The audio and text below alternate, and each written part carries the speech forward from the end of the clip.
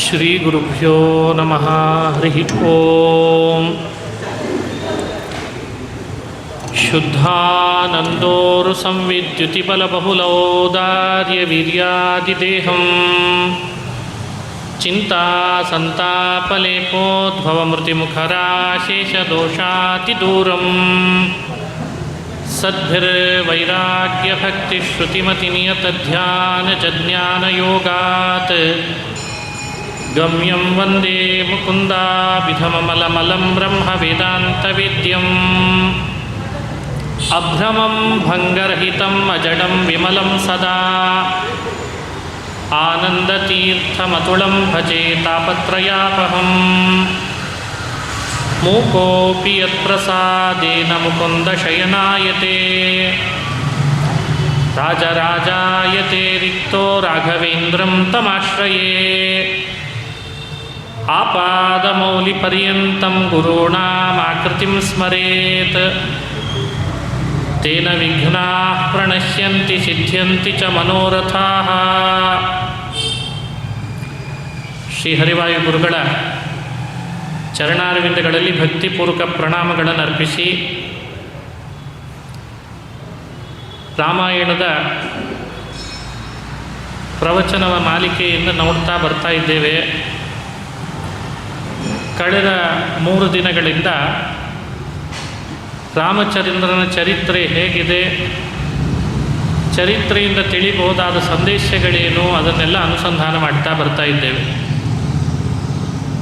ಶ್ರೀರಾಮಚಂದ್ರ ಪಂಚವಟಿಗೆ ಅಂತ ಬಂದ. ಪಂಚವಟಿ ಗೋದಾವರಿ ನದಿ ತೀರದಲ್ಲಿದೆ. ಇವತ್ತು ಅದನ್ನು ನಾಸಿಕ್ ಅಂತ ಕರೀತಾರೆ. ಗೋದಾವರಿ ನದಿ ಬಹಳ ಪವಿತ್ರ. ಗೋದಾವರಿಯಲ್ಲಿ ಸ್ನಾನ ಮಾಡಿದರೆ ನಾವು ಮಾಡಿದಂಥ ಎಷ್ಟೋ ಪಾಪಗಳು ನಮ್ಮಿಂದ ಪರಿಹಾರ ಮಾಡಿಕೊಳ್ಳಿಕ್ಕಾಗದಂಥದ್ದು ಗೋದಾವರಿ ನದಿ ಸ್ನಾನದಿಂದ ಕಳೆದು ಹೋಗ್ತದೆ. ಯಮುನಾ ನದಿ, ಗಂಗಾ ನದಿ, ಗೋದಾವರಿ ಈ ನದಿಗಳೆಲ್ಲ ಸ್ನಾನ ಮಾಡಿ ನಮ್ಮ ಪಾಪಗಳನ್ನು ಕಳ್ಕೊಳ್ಬೇಕು ಅಂತ ಶಾಸ್ತ್ರ ಹೇಳ್ತದೆ. ಸಾಧ್ಯವಾದಾಗೆಲ್ಲ ನದಿ ಸ್ನಾನ ಮಾಡಬೇಕಂತೆ. ಬೇಡ ಅವಾಗಲೇ ಕರೆಕ್ಟ್ ಇತ್ತು. ಸಾಧ್ಯವಾದಾಗೆಲ್ಲ ನದಿ ಸ್ನಾನ ಮಾಡಬೇಕಂತೆ. ಹಿಂದಿನವರೆಲ್ಲ ನದಿ ಸ್ನಾನಕ್ಕೆ ಅಂತ ಯಾಕೆ ಹೋಗ್ತಾ ಇದ್ರು ಅಂದರೆ, ಮನೆಗಳಲ್ಲಿ ಏನೇನೋ ಸಮಸ್ಯೆಗಳು, ಅದನ್ನು ನಮ್ಮ ಕೈಯಿಂದಲೇ ಪರಿಹಾರ ಮಾಡಿಕೊಳ್ಳಿಕ್ಕೆ ಆಗ್ತಿರಲ್ಲ. ಇನ್ನೊಬ್ಬರು ಮುಂದೆ ಹೇಳಿಕೊಂಡ್ರೂ ಪರಿಹಾರ ಆಗ್ತಿರಲ್ಲ. ಕೆಲವು ಸಮಸ್ಯೆ ಹೇಳ್ಕೊಳ್ಳಿಕ್ಕೂ ಆಗ್ತಿರಲ್ಲ. ನದಿಗಳೆಲ್ಲ ನಮ್ಮ ಭಾರತ ದೇಶದಲ್ಲಿ ದೇವತೆಗಳ ಸನ್ನಿಧಾನ ಇದ್ದಾವಂತೆ. ನದಿಗಳು ಅಂದರೆ ದೇವತೆಗಳ ಸನ್ನಿಧಾನ. ನಾವು ಹೋಗಿ ಅವುಗಳ ಬಳಿಗೆ ಬಂದು, ನನ್ನ ಸಮಸ್ಯೆ ಹೀಗಿದೆ, ನೀನೇ ಏನಾದರೂ ಪರಿಹಾರ ಕೊಡು ಅಂದರೆ, ಆ ನದಿಯಲ್ಲಿ ಸ್ನಾನ ಮಾಡಿ ಮುಳುಗಿ ಹೇಳೋಷ್ಟರಲ್ಲಿ ನಮಗೊಂದೇನೋ ಪ್ರೇರಣೆ ಮಾಡ್ತದೆ. ನಾವು ಆ ಶ್ರದ್ಧೆಯಿಂದ ಮಾಡಬೇಕಷ್ಟೆ. ಆ ಶ್ರದ್ಧೆಯಿಂದ ಮಾಡಿದರೆ ನಮ್ಮ ಪಾಪಗಳು ಕಳೀತಾವೆ, ಸಮಸ್ಯೆಗಳು ದೂರ ಆಗೇ ಆಗ್ತವೆ. ಕ್ಷೇತ್ರ, ತೀರ್ಥ ಇವುಗಳಿಗೆಲ್ಲ ಶ್ರೀರಾಮಚಂದ್ರ ಸಂಚಾರ ಮಾಡ್ತಾ ಬಂದಿದ್ದಾನೆ. ಚಿತ್ರಕೂಟ ಅಂತ ನಿನ್ನೆ ಒಂದು ಸ್ಥಳ ಬಂತು, ಕೇಳಿದ್ರಿ. ರಾಮ ಗಂಗಾ ನದಿಯನ್ನು ದಾಟಿದ ಮೇಲೆ ಭರದ್ವಾಜರ ಆಶ್ರಮಕ್ಕೆ ಬಂದು ಚಿತ್ರಕೂಟಕ್ಕೆ ಬಂದ ಅಂತ. ಚಿತ್ರಕೂಟ ಅಂದರೆ ಅದೊಂದು ಪರ್ವತದ ಪ್ರಾಂತ. ಇವತ್ತಿಗೂ ಇದೆ ಆ ಸ್ಥಳ. ಭರದ್ವಾಜರ ಆಶ್ರಮ ಚಿತ್ರಕೂಟ ಎಲ್ಲಿ ಬರ್ತದೆ ಅಂದರೆ, ಇವತ್ತು ಅಲಹಾಬಾದ್ ಅಂತ ನೀವು ಅದರ ಹೆಸರನ್ನು ಉಲ್ಲೇಖಿಸ್ತಾರೆ. ನಿಜವಾದ ಅದರ ಹೆಸರು ದೊಡ್ಡ ಕ್ಷೇತ್ರ, ಅದು ಪ್ರಯಾಗ ಅಂತ, ಪ್ರಯಾಗರಾಜ್ ಅಂತ ಕರೀತಾರೆ. ಪ್ರಯಾಗರಾಜನ ಹತ್ತಿರದಲ್ಲೇ ಚಿತ್ರಕೂಟ ಅಂತ ಒಂದು ಸ್ಥಳ ಇದೆ. ಸಾಧ್ಯವಾದರೆ ಯಾರಾದರೂ ಅಲ್ಲಿಗೆ ಹೋಗಿ ಬರ್ಬೋದು. ಆ ಕ್ಷೇತ್ರದ ಮಹತ್ವ ಎಷ್ಟು ಅಂದರೆ, ಆ ಪರ್ವತದ ಒಂದು ಶಿಖರ ಇದೆ. ಶಿಖರವನ್ನು ದೂರದಿಂದ ನೋಡಿದರೆ ಸಾಕಂತೆ ನಮ್ಮ ಪಾಪಗಳೆಲ್ಲ ಕಳೆದು ಹೋಗ್ತದಂತೆ. ಭಾಗವತ ಪುರಾಣದಲ್ಲಿ ಚಿತ್ರಕೂಟ ಪರ್ವತದ ಶಿಖರವನ್ನು ನೋಡಿದರೆ ಸಾಕು ಪಾಪ ಕಳೀತದೆ ಅಂತ ಹಿರಿಯರು ಹೇಳ್ತಾರೆ. ಅಷ್ಟು ಅಷ್ಟು ಮಹತ್ತರವಾದ ಶಿಖರ ಚಿತ್ರಕೂಟ, ಅದೊಂದು ಕ್ಷೇತ್ರ. ಚಿತ್ರಕೂಟ ಪರ್ವತದಿಂದ ಶ್ರೀರಾಮಚಂದ್ರ ದಂಡಕಾರಣ್ಯದಲ್ಲಿ ಪ್ರವೇಶ ಮಾಡಿ ದಂಡಕದಲ್ಲಿ ಕೆಲವು ರಾಕ್ಷಸರನ್ನು ಸಂಹಾರ ಮಾಡ್ತಾ ಪಂಚವಟ್ಟಿಗೆ ಬಂದ ಅಂತ ಕಥೆಯನ್ನು ಕೇಳಿದ್ವಿ. ಪಂಚವಟ್ಟಿಯಲ್ಲಿ ಮಾರೀಚ ರಾಕ್ಷಸ ರಾವಣನಿಗೆ ಸಹಾಯ ಮಾಡಬೇಕು, ರಾಮನಿಗೆ ಅನ್ಯಾಯ ಮಾಡಬೇಕು ಅಂತ ಜಿಂಕೆ ರೂಪ ತಾಳಿದ. ಜಿಂಕೆಯನ್ನು ಹುಡುಕೊಂಡು ರಾಮ ಬಂದಂತೆ ಸೀತೆ ಬಯಸಿದ್ಲಲ್ಲ ಅಂತ. ಜಿಂಕೆ ಬಂಗಾರದ ಮಯ ಜಿಂಕೆ ಅಂತ ಕಾಣೋ ಹಾಗಾಗಿತ್ತು. ರಾಮ ಬಾಣ ಬಿಟ್ಟರೆ ಹಾ ಸೀತಾ ಲಕ್ಷ್ಮಣ ಅಂತ ಕೂಗಿದ್ದಂತೆ ಮಾರೀಚ. ಅಯ್ಯೋ ಸೀತೆಗೆ ರಾಮನಿಗೆ ಆತಂಕ ಆಗಿದೆ ಅಂತ ಸೀತೆಗೆ ಅನ್ನಿಸ್ತು. ಲಕ್ಷ್ಮಣನನ್ನು ಒತ್ತಾಯ ಮಾಡಿ ರಾಮನನ್ನು ಕಾಪಾಡು ಹೋಗು ಅಂತ ಕಳಿಸಿದ್ದು. ಅಷ್ಟರಲ್ಲಿ ರಾವಣ ಸೀತೆಯನ್ನು ಅಪಹರಿಸಿದ ಅನ್ನೋ ಚರಿತ್ರೆ ನಿನ್ನೆ ತನಕ ನಾವು ಕೇಳಿದ್ವಿ. ಒಂದು ಸೀರಿಯಲ್ ಇದ್ದ ಹಾಗಿದೆ ಅಲ್ಲ ಇದು. ಇವತ್ತು ಟಿ ವಿಯಲ್ಲಿ ತೋರಿಸುವ ಸೀರಿಯಲ್ ಇದ್ದ ಹಾಗೆ ರಾಮಾಯಣದ ಕಥೆ ಇದೆ. ಇದನ್ನೆಲ್ಲ ಕಾಪಿ ಮಾಡಿದ ಮೇಲೆ ಸೀರಿಯಲ್ ತೆಗೆದ್ರಂತೆ. ಮೊದಲು ಬಂದದ್ದು ಸೀರಿಯಲ್ ಅಲ್ಲ, ಮೊದಲಾದದ್ದು ರಾಮಾಯಣ. ರಾಮಾಯಣ ಹೀಗೆ ಬರೆದದ್ದನ್ನು ನೋಡಿ ಅದನ್ನು ದೃಶ್ಯ ರೂಪದಲ್ಲಿ ಉಳಿದವರೆಲ್ಲ ಕಾಪಿ ಮಾಡಿದ್ರಂತೆ. ನಮಗಿವತ್ತು ಪ್ರವಚನ ಹೇಳುವಾಗ ಸೀರಿಯಲನ್ನು ತೋರಿಸಿ ರಾಮಾಯಣ ಹೀಗಿದೆ ನೋಡ್ರಿ ಅಂತ ಹೇಳೋ ಪರಿಸ್ಥಿತಿ ಬಂದಿದೆ. ಇದೇ ವಿಪರ್ಯಾಸ. ಮೊದಲು ಯಾವುದು ಆಮೇಲೆ ಯಾವುದು ಅನ್ನೋದನ್ನೇ ಪತ್ತೆ ಹಚ್ಚಲಿಕ್ಕೆ ಆಗದೇ ಇರೋಷ್ಟು ಕನ್ಫ್ಯೂಸ್ ಆಗಿಬಿಟ್ಟಿದೆ ಪ್ರಪಂಚ. ಹಾಗಾಗಬಾರ್ದು. ಪ್ರಾಚೀನನೇ, ಹಳೇದು ಹಳೇದೇ. ಹಳೇದು ಯಾವತ್ತಿದ್ರೂ ಬಂಗಾರನೇ, ಹಳೇ ಬಂಗಾರನೇ. ಇಂಗ್ಲೀಷ್ನಲ್ಲಿ ಹೇಳ್ತಾರಲ್ಲ, ಓಲ್ಡ್ ಈಸ್ ಗೋಲ್ಡ್ ಅಂತಾರೆ. Old gold is gold. ಯಾವತ್ತಿದ್ರೂ ಹಳೇ ಬಂಗಾರನೇ. ಆಮೇಲೆ ಬಂದದ್ದನ್ನೆಲ್ಲ ಅಷ್ಟು ಸುಲಭ ನಂಬಲಿಕ್ಕಿಲ್ಲ. ಇದೊಂದು ಸೀರಿಯಲ್ ಥರನೇ ನಿರ್ಮಾಣ ಮಾಡಿದ್ದಾರೆ. ಪ್ರತಿ ಹಂತ, ಪ್ರತಿ ಘಟ್ಟ, ಪ್ರತಿ ಚರಿತ್ರೆ ಒಂದೊಂದು ಸಂದೇಶವನ್ನು ಕೊಡ್ತದೆ. ನೋಡಿ, ರಾಮನ ಈ ಘಟನೆ ನಮಗೆ ಕೊಡೋ ಸಂದೇಶ ಏನು? ಸೀತೆ ಬಯಸಿದ್ದು ನಿಜ, ನನಗೆ ಬಂಗಾರದ ಜಿಂಕೆ ಬೇಕೇ ಬೇಕು ಅಂತ. ರಾಮ ಬೇಡ ಅಂತ ತಿಳುವಳಿಕೆ ಹೇಳಿ ಬುದ್ಧಿವಾದ ಹೇಳಿದ್ದು ನಿಜವೇ. ಆದರೆ ಸೀತೆ ಕೇಳಲಿಲ್ಲ. ಇಲ್ಲ, ನಾವೆಲ್ಲ ವನವಾಸ ಮುಗಿಸ್ಕೊಂಡು ಅಯೋಧ್ಯೆಗೆ ಹೋಗ್ತೇವೆ. ಎಲ್ಲ ಪ್ರಜೆಗಳು ಕೇಳ್ತಾರೆ ಸೀತೆಗೆ, ಸೀತೆ ಇಷ್ಟು ದಿನ ಕಾಡಿನಲ್ಲಿದ್ದೆಲ್ಲ ಏನಾದರೂ ತೊಗೊಂಡು ಬಂದ್ಯಾ ಅಪೂರ್ವವಾದ ವಸ್ತು ಅಂತ ಕೇಳ್ತಾರೆ. ನಾನೇನು ಹೇಳಿ? ಯಾವುದಾದ್ರೂ ಒಂದು ದೊಡ್ಡ ಊರಿಗೆ ಹೋದಾಗ ಏನೋ ನಿರೀಕ್ಷೆ ಇರ್ತದೆ, ಅಲ್ಲಿರೋ ಒಂದು ಒಳ್ಳೆ ವಸ್ತು ಖರೀದಿ ಮಾಡ್ಕೊಂಬರ್ತಾನೆ ಅಂತ. ನೀನು ಹಾಗೆ ಏನು ತೊಗೊಂಡು ಬಂದಿ ಅಂತ ನನಗೆ ಕೇಳ್ತಾರೆ. ನನಗೇನು ತೋರಿಸ್ಲಿಕ್ಕಿಲ್ಲ ಅಂತ ಆಗಬಾರ್ದು. ಇಷ್ಟು ವರ್ಷ ಕಾಡಿನಲ್ಲಿದ್ದದ್ದಕ್ಕೆ ಹೀಗೊಂದು ಬಂಗಾರದ ಜಿಂಕೆ ಹಿಡ್ಕೊಂಡು ಬಂದಿದ್ದೇನೆ ಅಂತ ಎಲ್ರಿಗೂ ತೋರಿಸ್ಲಿಕ್ಕಾಗಬೇಕು. ಅದಕ್ಕಾಗಾದರೂ ರಾಮ ಬಂಗಾರದ ಜಿಂಕೆ ತೊಗೊಂಡು ಬಾ ಅಂತ ಹಠ ಹಿಡಿದ್ಲಂತ. ರಾಮ ಹೇಳ್ತಾನೆ, ಎಲ್ಲಾದರೂ ನೋಡಿದೆಯಾ ಸೀತೆ ಬಂಗಾರದ ಜಿಂಕೆಯನ್ನು? ಅದು ಅಲ್ಲ, ಯಾಕೋ ಮೋಸ ಇರಬೇಕು, ವಂಚನೆ ಮಾಡಲಿಕ್ಕೆ ಯಾರಾದರೂ ಹಾಗೆ ಬಂದಿರ್ಬೋದೇನೋ, ನನ್ನ ಬೇರೆ ಪಡಿಸ್ಲಿಕ್ಕೆ ಅಂತ ಬಂದಿರ್ಬೋದು, ಎಲ್ಲ ಹೇಳಿಬಿಟ್ಟಂತೆ ರಾಮ. ಅಷ್ಟು ಹೇಳಿದರೂ ಸೀತೆ ಕೇಳಿ, ಇಲ್ಲ ನನಗೆ ಬಂಗಾರದ ಜಿಂಕೆ ಬೇಕು. ರಾಮ ಹೋಗಬೇಕಾಯ್ತು. ಈ ಕಾನ್ವರ್ಸೇಷನ್, ಈ ಸಂವಾದ, ರಾಮ ಮತ್ತು ಸೀತೆಯರ ಮಧ್ಯದಲ್ಲಿ ನಡೆದಂಥ ಈ ಸಂವಾದ, ಕೊನೆಗೆ ರಾಮ ಸೀತೆಯ ಮಾತಿಗೆ ಕಟ್ಟು ಬೀಳೋದು, ಜಿಂಕೆ ತರಲಿಕ್ಕೆ ಅಂತ ಹೋಗೋದು, ಇದು ಏನು ತೋರಿಸ್ತದೆ ಅಂದರೆ ಇದೊಂದು ಎಚ್ಚರಿಕೆಯ ಕಥೆ ಅಂತ. ನಮಗೆಲ್ಲ ಒಂದು ಎಚ್ಚರಿಕೆ ಕೊಡಲಿಕ್ಕೆ ಹೇಳಿತ್ತು. ಯಾವಾಗಲೂ ಹೆಂಡತಿಯ ಮಾತಿಗೆ ಹ್ಞೂ ಅಂತ ಹೋದರೆ ಹೀಗಾಗ್ತದೆ ಅನ್ನೋ ಎಚ್ಚರಿಕೆ ಅಂತೆ ಪುರುಷರಿಗೆಲ್ಲ. ಪುರುಷರು ಕೆಲವರು ಹಾಗಿರ್ತಾರೆ, ಅಲ್ಲ ಎಲ್ಲರೂ ಹಾಗೆ ಇರಬೇಕು ಅಂತೇನಿಲ್ಲ. ಕೆಲವು ಪುರುಷರು ಹಾಗಿರ್ತಾರೆ, ಏನು ಕೇಳಿದರೂ ತಂದು ಕೊಡ್ತೇನೆ, ಏನು ಕೇಳಿದರೂ ಮಾಡಿಬಿಡ್ತೇನೆ ಅಂತ ಹೋಗ್ತಾರೆ ಕೆಲವು ಪುರುಷರು. ಅವರೆಲ್ಲ ರಾಮನ ಹಾಗೆ ಪೇಚಿಗೆ ಸಿಕ್ಕಾಕೋಬೇಕಾಗ್ತದೆ ಅಂತ ಪುರುಷರಿಗೆ ಒಂದು ಎಚ್ಚರಿಕೆ ಅಂತ. ಕೆಲವು ಸ್ತ್ರೀಯರು ಸೀತೆ ಅಂತ ಹಠ ಮಾಡೋರು ಇರ್ತಾರೆ. ನೀವು ಪೇಚಿಗೆ ಬಿದ್ದರೂ ಪರವಾಗಿಲ್ಲ, ನನಗೆ ಬೇಕಾದ್ದು ತಂದು ಕೊಡ್ರಿ ಅಂತಿರ್ತಾರೆ.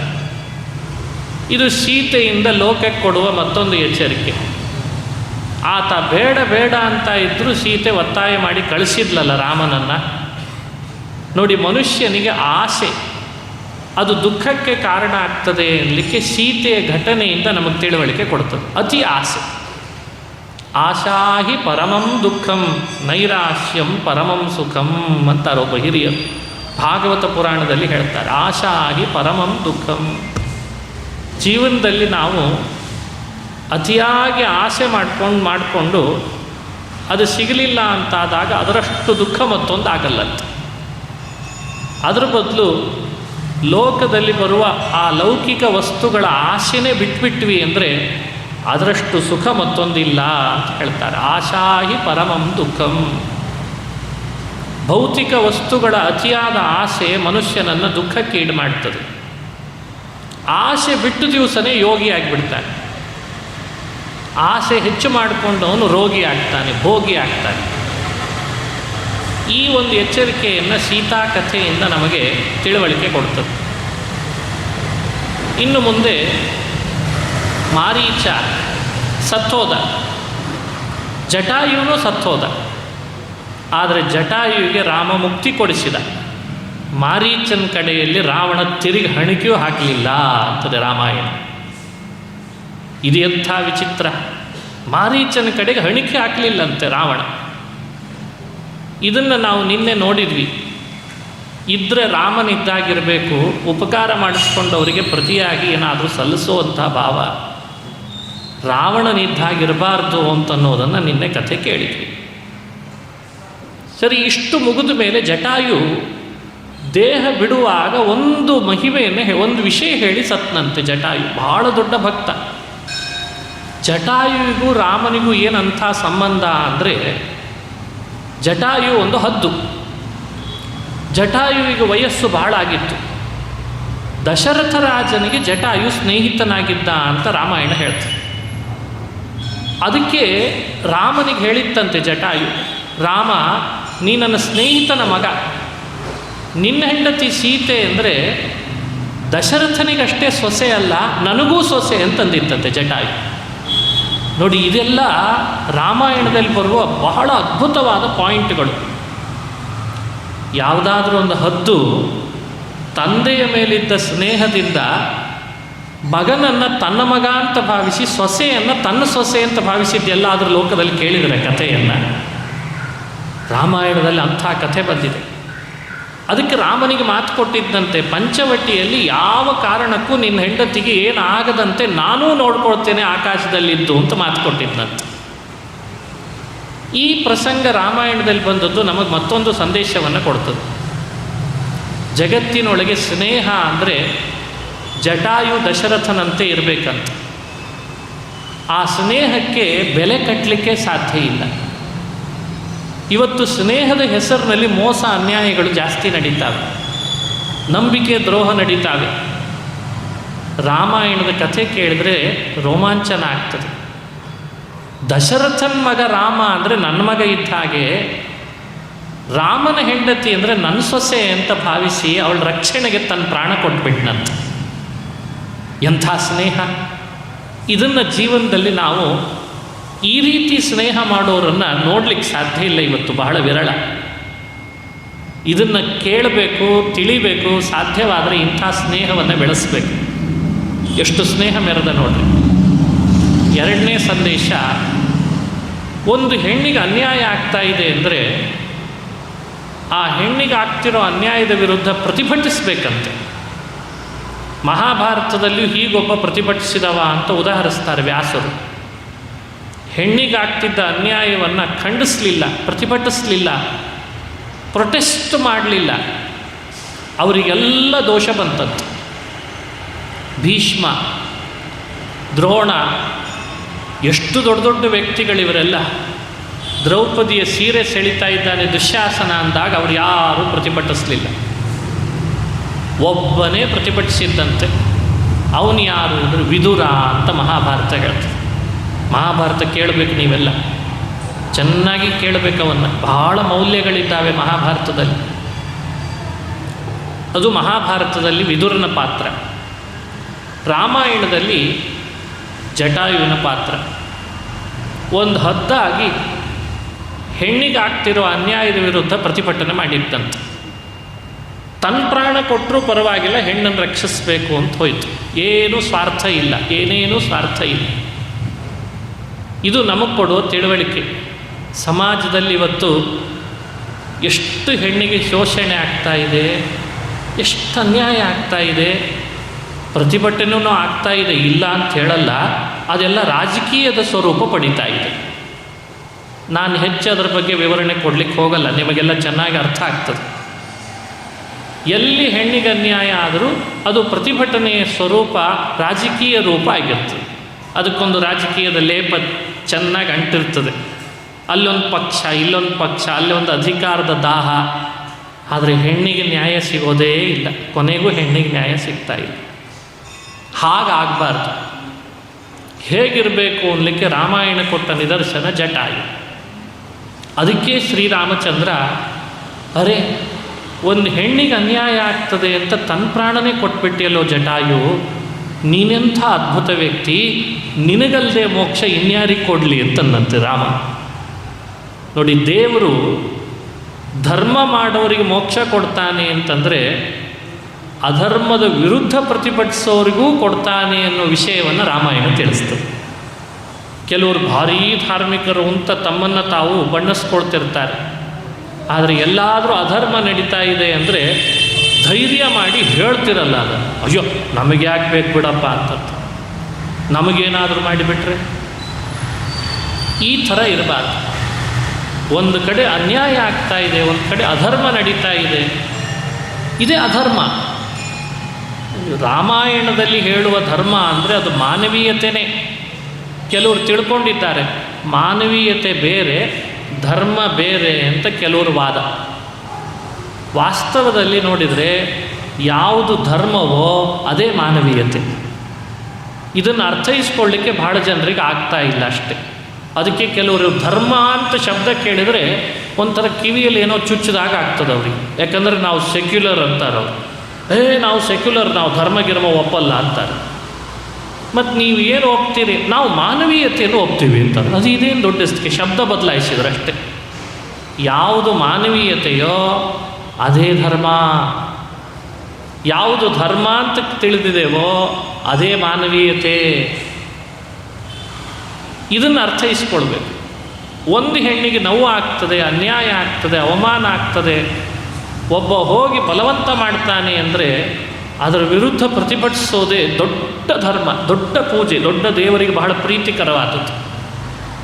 ಇದನ್ನು ಜಟಾಯು ಅಂದು ಮಾಡಿದ್ದಕ್ಕೆ ರಾಮಚಂದ್ರ ಅವನಿದ್ದೆಡೆಗೆ ಬಂದು, ಜಟಾಯು ನೀನು ಎಂಥ ಕೆಲಸ ಮಾಡ್ದಿ, ನಿನಗೆ ಸದ್ಗತಿ ಕೊಡಬೇಕು ನಾನು ಅಂತ ಸದ್ಗತಿ ಕೊಟ್ಟ. ಇದು ರಾಮಾಯಣದಲ್ಲಿ ಬಂದಂಥ ಮತ್ತೊಂದು ಪ್ರಸಂಗ. ಮುಂದುವರೆದ ಭಾಗ, ಸೀತೆ ನಿಜವಾದವಳು ರಾವಣನ ಕೈ ಸೇರಲೇ ಇಲ್ಲ. ರಾಮಾಯಣ ಅದನ್ನು ವಿಸ್ತಾರ ಮಾಡ್ತದೆ. ರಾವಣ ಸೀತೆಯನ್ನು ಅಪಹರಿಸ್ಲಿಕ್ಕೆ ಹೊರಟಾಗ ಮಧ್ಯದಲ್ಲಿ ಅಗ್ನಿ ಬಂದ ಅಂತ ಕಥೆ ಹೇಳ್ತಾರೆ. ಒಂದು ಕಡೆ ಬೆಂಕಿ, ಅಗ್ನಿ ಅಂತ ದೇವತೆ, ಆತ ಬಂದ್ಬಿಟ್ಟ. ರಾವಣನಿಗೆ ಅಗ್ನಿಯ ಮೇಲೆ ಬಹಳ ವಿಶ್ವಾಸ ಅಂತ, ಶ್ರದ್ಧೆ ಅವನಿಗೆ. ಅಗ್ನಿ ಅಂದರೆ ವಿಶ್ವಾಸ, ಶ್ರದ್ಧೆ ಇತ್ತು. ಯಾಕಂದರೆ ಹೋಮ ಮಾಡಬೇಕಾದಾಗೆಲ್ಲ ಅಗ್ನಿನೇ ಬೇಕಾಗ್ತಾನಲ್ಲ. ಅರೆ ಅಗ್ನಿ ನೀನು ಯಾಕೆ ಬಂದಿ ಅಂತ ಕೇಳಿದ ರಾವಣ. ಅಗ್ನಿ ಹೇಳ್ತಾನೆ, ರಾವಣ ನೀನೇನೋ ಸೀತೆಯನ್ನು ಅಪಹರಿಸ್ಲಿಕ್ಕೆ ಬಂದಿದ್ದಿ, ನಿನಗೆ ನಿಜವಾದ ಸೀತೆಯನ್ನು ಕೊಡೋಣ ಅಂತ ನಾನು ಬಂದೆ ಅನ್ನಂತೆ. ನೋಡ್ರಿ ಅವನೆಂಥವ್ನು. ಅರೆ ಇವಳಲ್ವೇ, ಇವಳಲ್ಲ ಅಂದ್ಬಿಟ್ಟ. ನಿಜ ಸೀತೆಯನ್ನು ಸೀತೆ ಅಲ್ಲ ಅಂದ್ಬಿಟ್ಟ ಅಗ್ನಿ. ಮತ್ತು ಸೀತೆಯಲ್ಲಿ ಅಂತಂದ ರಾವಣ. ರಾಮ ಭಾಳ ಬುದ್ಧಿವಂತ, ನಿಜವಾದ ಸೀತೆಯನ್ನು ಇಲ್ಲಿಟ್ಟಿದ ನೋಡು ಅಂತ ತನ್ನ ಹತ್ರ ಇದ್ದ ಒಬ್ಬಳು ಸೀತೆಯನ್ನು ತೋರಿಸಿದ್ದಂತ. ಅವಳು ಸೀತೆ ಅಲ್ಲ, ವೇದವತಿ ಅಂತ ಅವಳ ಹೆಸರು. ಅವಳು ನೋಡಲಿಕ್ಕೆ ಸೀತೆ ಇದ್ದ ಹಾಗೇ ಇದ್ಲಂತೆ. ನೋಡಿ, ಲಕ್ಷ್ಮೀದೇವಿನೇ ಸೀತೆಯಾಗಿ ಭೂಮಿಯಲ್ಲಿ ಹುಟ್ಟಿದ್ದು, ಮಹಾವಿಷ್ಣುನೇ ರಾಮನಾಗಿ ಹುಟ್ಟಿದ ಅಂತಾರೆ ವಾಲ್ಮೀಕಿ ಋಷಿಗಳು. ಶ್ರೀದೇವಿ ಲಕ್ಷ್ಮಿನೇ ಸೀತೆ. ನಮ್ಮ ಭಾಗ್ಯ ಇವತ್ತು ವರಮಹಾಲಕ್ಷ್ಮಿ.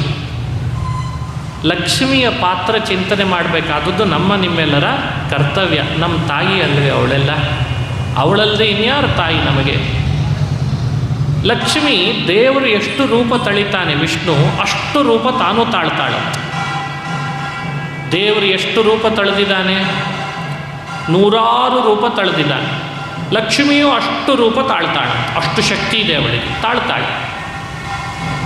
ರಾಮನಾದಾಗ ಸೀತೆ ಆದಳು, ಕೃಷ್ಣನಾದಾಗ ರುಕ್ಮಿಣಿ ಆದಳು. ನೋಡಿ, ಯಾವ್ಯಾವ ರೂಪ ದೇವರು ವಿಷ್ಣು ತಾಳಿದಾನೆ ಆವಾಗೆಲ್ಲ ಒಂದೊಂದು ರೂಪದಿಂದ ಲಕ್ಷ್ಮೀ ಭೂಮಿಯಲ್ಲಿ ಬಂದಿದ್ದಾನೆ. ಅಂಥ ಶಕ್ತಿ, ಜಗತ್ತಿನ ಮಾತೆ ಅವಳು, ಜಗತ್ತಿನ ತಾಯಿ. ಜಗತ್ತಿನ ಸೃಷ್ಟಿಯ ಹಿಂದೆ ಪ್ರಕೃತಿ ಕಾರಣ, ಪ್ರಕೃತಿಯ ದೇವತೆ ಲಕ್ಷ್ಮಿ ಅಂತ ಹೇಳ್ತಾರೆ. ಹಾಗಾಗಿ ಲಕ್ಷ್ಮಿನ ಮರೆಯೋ ಹಾಗೇ ಇಲ್ಲ ನಾವ್ಯಾರು. ನಮ್ಮಮ್ಮ ಅವಳನ್ನು ಮರೆತರೆ ಹೇಗೆ? ತಂದೆ ತಾಯಂದ್ರನ್ನೇ ಮರೆತರೆ ಮಗ ಮೂರ್ಖನಲ್ಲದೆ ಇನ್ನೇನಾಗ್ತಾನೆ? ಅವಳು ಲಕ್ಷ್ಮಿ ರಾಮನ ಸೇವೆ ಮಾಡಬೇಕು ಅಂತ ಸೀತೆಯಾಗಿ ಭೂಮಿಯಲ್ಲಿ ಹುಟ್ಟಿದ್ಲು. ಅವಳು 2 ರೂಪ ತಾಳಿದ್ಲಂತ. ಅವಾಗ ಅಗ್ನಿಯ ಮನೆಯಲ್ಲಿ ವೇದವತಿ ಸೀತೆಯಂತೆ ಇದ್ಲು. ಜನಕನ ಮನೆಯಲ್ಲಿ ಸೀತೆ. ಅವಳಿಗೆ ಸೀತೆ ಅಂತ ಹೆಸರು ಯಾಕೆ ಬಂತು ಅದನ್ನು ತಿಳಿದಿರಬೇಕು. ಜನಕ ಮಹಾರಾಜ ಮಕ್ಕಳಿಲ್ಲ ಅಂತ ಬಹಳ ಪರಿತಪಿಸ್ತಾ ಇದ್ದ. ಜನಕರಾಜನಿಗೆ ಹೇಳಿದ್ರಂತೆ, ನೀನು ಯಾಗ ಮಾಡು, ಪುತ್ರಕಾಮೇಷ್ಟಿ ಯಾಗ ಮಾಡು, ನಿನಗೆ ಮಕ್ಕಳಾಗ್ತಾರೆ ಅಂತ ಹೇಳಿದ್ರಂತೆ. ದೊಡ್ಡ ರಾಜ ಯಾಗ ಮಾಡೋದು ಅಂದರೆ ಸಣ್ಣ ಮಟ್ಟದ ಯಾಗ ಮಾಡಲಿಕ್ಕೆ ಇಷ್ಟಪಡಲಿಲ್ಲ ಜನಕರಾಜ. ಜನಕ ಏನು ಮಾಡಿದ, ಯಾಗ ಮಾಡಲಿಕ್ಕೆ ಅಂತ ಭೂಮಿಯನ್ನು ಶುದ್ಧಿಗೊಳಿಸ್ರಿ ಅಂತ, ಯಾಗ ಮಂಟಪ ತಯಾರು ಮಾಡಬೇಕು, ಭೂಮಿಯನ್ನು ಶುದ್ಧಿಗೊಳಿಸ್ರಿ ಅಂತ ಹೇಳಿದ. ಭೂಶುದ್ಧಿ ಮಾಡಬೇಕಾದ್ರೆ ನೇಗಿಲು ತಗೊಂಡು ಬರಬೇಕಂತೆ. ನೇಗಿಲಿನಿಂದ ಅಳಿಲಿಕ್ಕೆ, ಅದನ್ನು ಊಳಲಿಕ್ಕೆ ಅಂತ ಹೋಗ್ತಾರೆ. ಭೂಶುದ್ಧಿಗೊಳಿಸುವಾಗ ಭೂಮಿಯಿಂದ ಒಂದು ಕಮಲದ ಪತ್ರ ಬಂತಂತೆ. ಆ ಕಮಲದ ಪತ್ರದಲ್ಲಿ ಸೀತೆ ಇದ್ಲು ಅಂತ ಹೇಳ್ತಾರೆ. ಹಾಗಾಗಿ ಭೂಮಿಯ ಮಗಳು ಸೀತೆ ಅಂತ ಹೆಸರು ಬರಲಿಕ್ಕೆ ಈ ಕಥೆನೇ ಕಾರಣ. ಸೀರತಾ ಜಾತ ಸೀತಾ ಅಂತ ಹೆಸರು ಹೇಳ್ತಾರೆ. ಸಂಸ್ಕೃತದಲ್ಲಿ ಸೀರ ಅಂದರೆ ನೇಗಿಲು, ಭೂಮಿಯನ್ನು ಊಳುವ ನೇಗಿಲು. ಭೂಮಿಯನ್ನು ಊಳುವ ನೇಗಿಲಿನಿಂದ ಎತ್ತಿದಾಗ ಹುಟ್ಟಿ ಬಂದವಳು ಅನ್ನೋ ಕಾರಣಕ್ಕೆ ಅವಳನ್ನು ಸೀತಾ ಅಂತ ಕರೆದರಂತೆ. ಸೀರತಾ ಜಾತ ಸೀತಾ. ನೋಡಿ, ಭೂಮಿಯ ಮಗಳಾಗಿದ್ದ. ಜನಕರಾಜನ ಹೆಂಡತಿಯಲ್ಲಿ ಹುಟ್ಟಿ ಬಂದವಳಲ್ಲ, ಗರ್ಭವಾಸ ಮಾಡಿ ಬಂದವಳಲ್ಲ. ಇದು ಸೀತೆಯ ಮಹಿಮೆ. ಹೀಗೆ ಹುಟ್ಟಿದ ಸೀತೆ ರಾವಣನ ಕೈ ಸೇರಬೇಕಾದವಳು ಅಗ್ನಿ ಹೇಳಿದ್ದಕ್ಕೆ ಅಗ್ನಿ ಅವಳನ್ನು ಬಿಟ್ಬಿಟ್ಟ, ನಿಜವಾದ ಸೀತೆಯನ್ನು ಬಿಟ್ಟ. ಸೀತೆಯಂತೆ ಇದ್ದಂಥ ಅಗ್ನಿಪುತ್ರಿ ವೇದವತಿಯನ್ನು, ಸರಿ ಇವಳ ಸೀತೆ, ನಾನು ತಪ್ಪು ತಿಳ್ಕೊಂಡಿದ್ದೆ ಅಂತ ಅವಳನ್ನು ಕರ್ಕೊಂಡು ಹೋದ. ಅದು ಸೀತಾಕೃತಿ, ಸೀತೆ ನಿಜವಾದ ಸೀತೆ ಅಲ್ಲ, ಆಕೃತಿ ಸೀತೆ. ಅವಳು ಸೀತೆ ಇದ್ದ ಹಾಗೆ ಇತ್ತು. ಈಗೆಲ್ಲ ಡಬಲ್ ಪಾರ್ಟ್ ಅಂತ ಮಾಡಲ್ವೇ ಒಂದೇ ಸೀರಿಯಲ್ನಲ್ಲಿ? ಡಬಲ್ ಪಾರ್ಟ್ ಬಹಳ ವಿಶೇಷ. ಈಗ ಯಾರು ಕಾಸ್ಟ್ಯೂಮ್ ಡಿಸೈನರ್ ಇದ್ರೋ ಗೊತ್ತಿಲ್ಲ, ಈಗ ಕಾಸ್ಟ್ಯೂಮ್ ಅಂತ ಹಾಕ್ತಿರ್ತಾರೆ, ಒಂದೇ ಥರ ಅವ್ರು ಭಾರಿ ಡಿಸೈನ್ ಮಾಡ್ತಾರೆ. ಅವತ್ತು ಸೀತೆಯನ್ನು ಹಾಗೇ ನಿರ್ಮಾಣ ಮಾಡಿತ್ತು, ಒಂದೇ ಥರ ಕಾಣುವಂತೆ. ರಾವಣ ಭ್ರಮೆಗೊಳಗಾದ. 10 ತಲೆ ರಾವಣ ಇವಳನ್ನೇ ಸೀತೆ ಅಂತ ಭ್ರಮಿಸಿ ಕರ್ಕೊಂಡು ಹೋದ, ನೀಚ. ಇದೊಂದು ಘಟ್ಟವನ್ನು ರಾಮಾಯಣದಲ್ಲಿ ಹೇಳ್ತಾರೆ. ಇಷ್ಟಾದ ಮೇಲೆ ರಾಮ ಸೀತೆ ಕಳೆದು ಹೋದ್ಲಲ್ಲ ಅಂತ ದುಃಖಪಟ್ಟಂತೆ ನಟನೆ ಮಾಡಿದ. ಅವಳನ್ನು ಹುಡುಕ್ಬೇಕಿನ್ನು ಅಂತ ಹುಡುಕ್ತಾ ಬರ್ತಾನೆ. ಹುಡುಕ್ತಾ ಬಂದಾಗ ಶ್ರೀರಾಮಚಂದ್ರ ಎಲ್ಲಿಗೆ ಬಂದಿದ್ದಾನೆ ಅಂದರೆ, ನಾಸಿಕ್ನಿಂದ ನಡ್ಕೊಂಡು ಲಕ್ಷ್ಮಣನೊಟ್ಟಿಗೆ ಪಂಪಾ ತೀರಕ್ಕೆ ಬಂದ ಅಂತದೆ.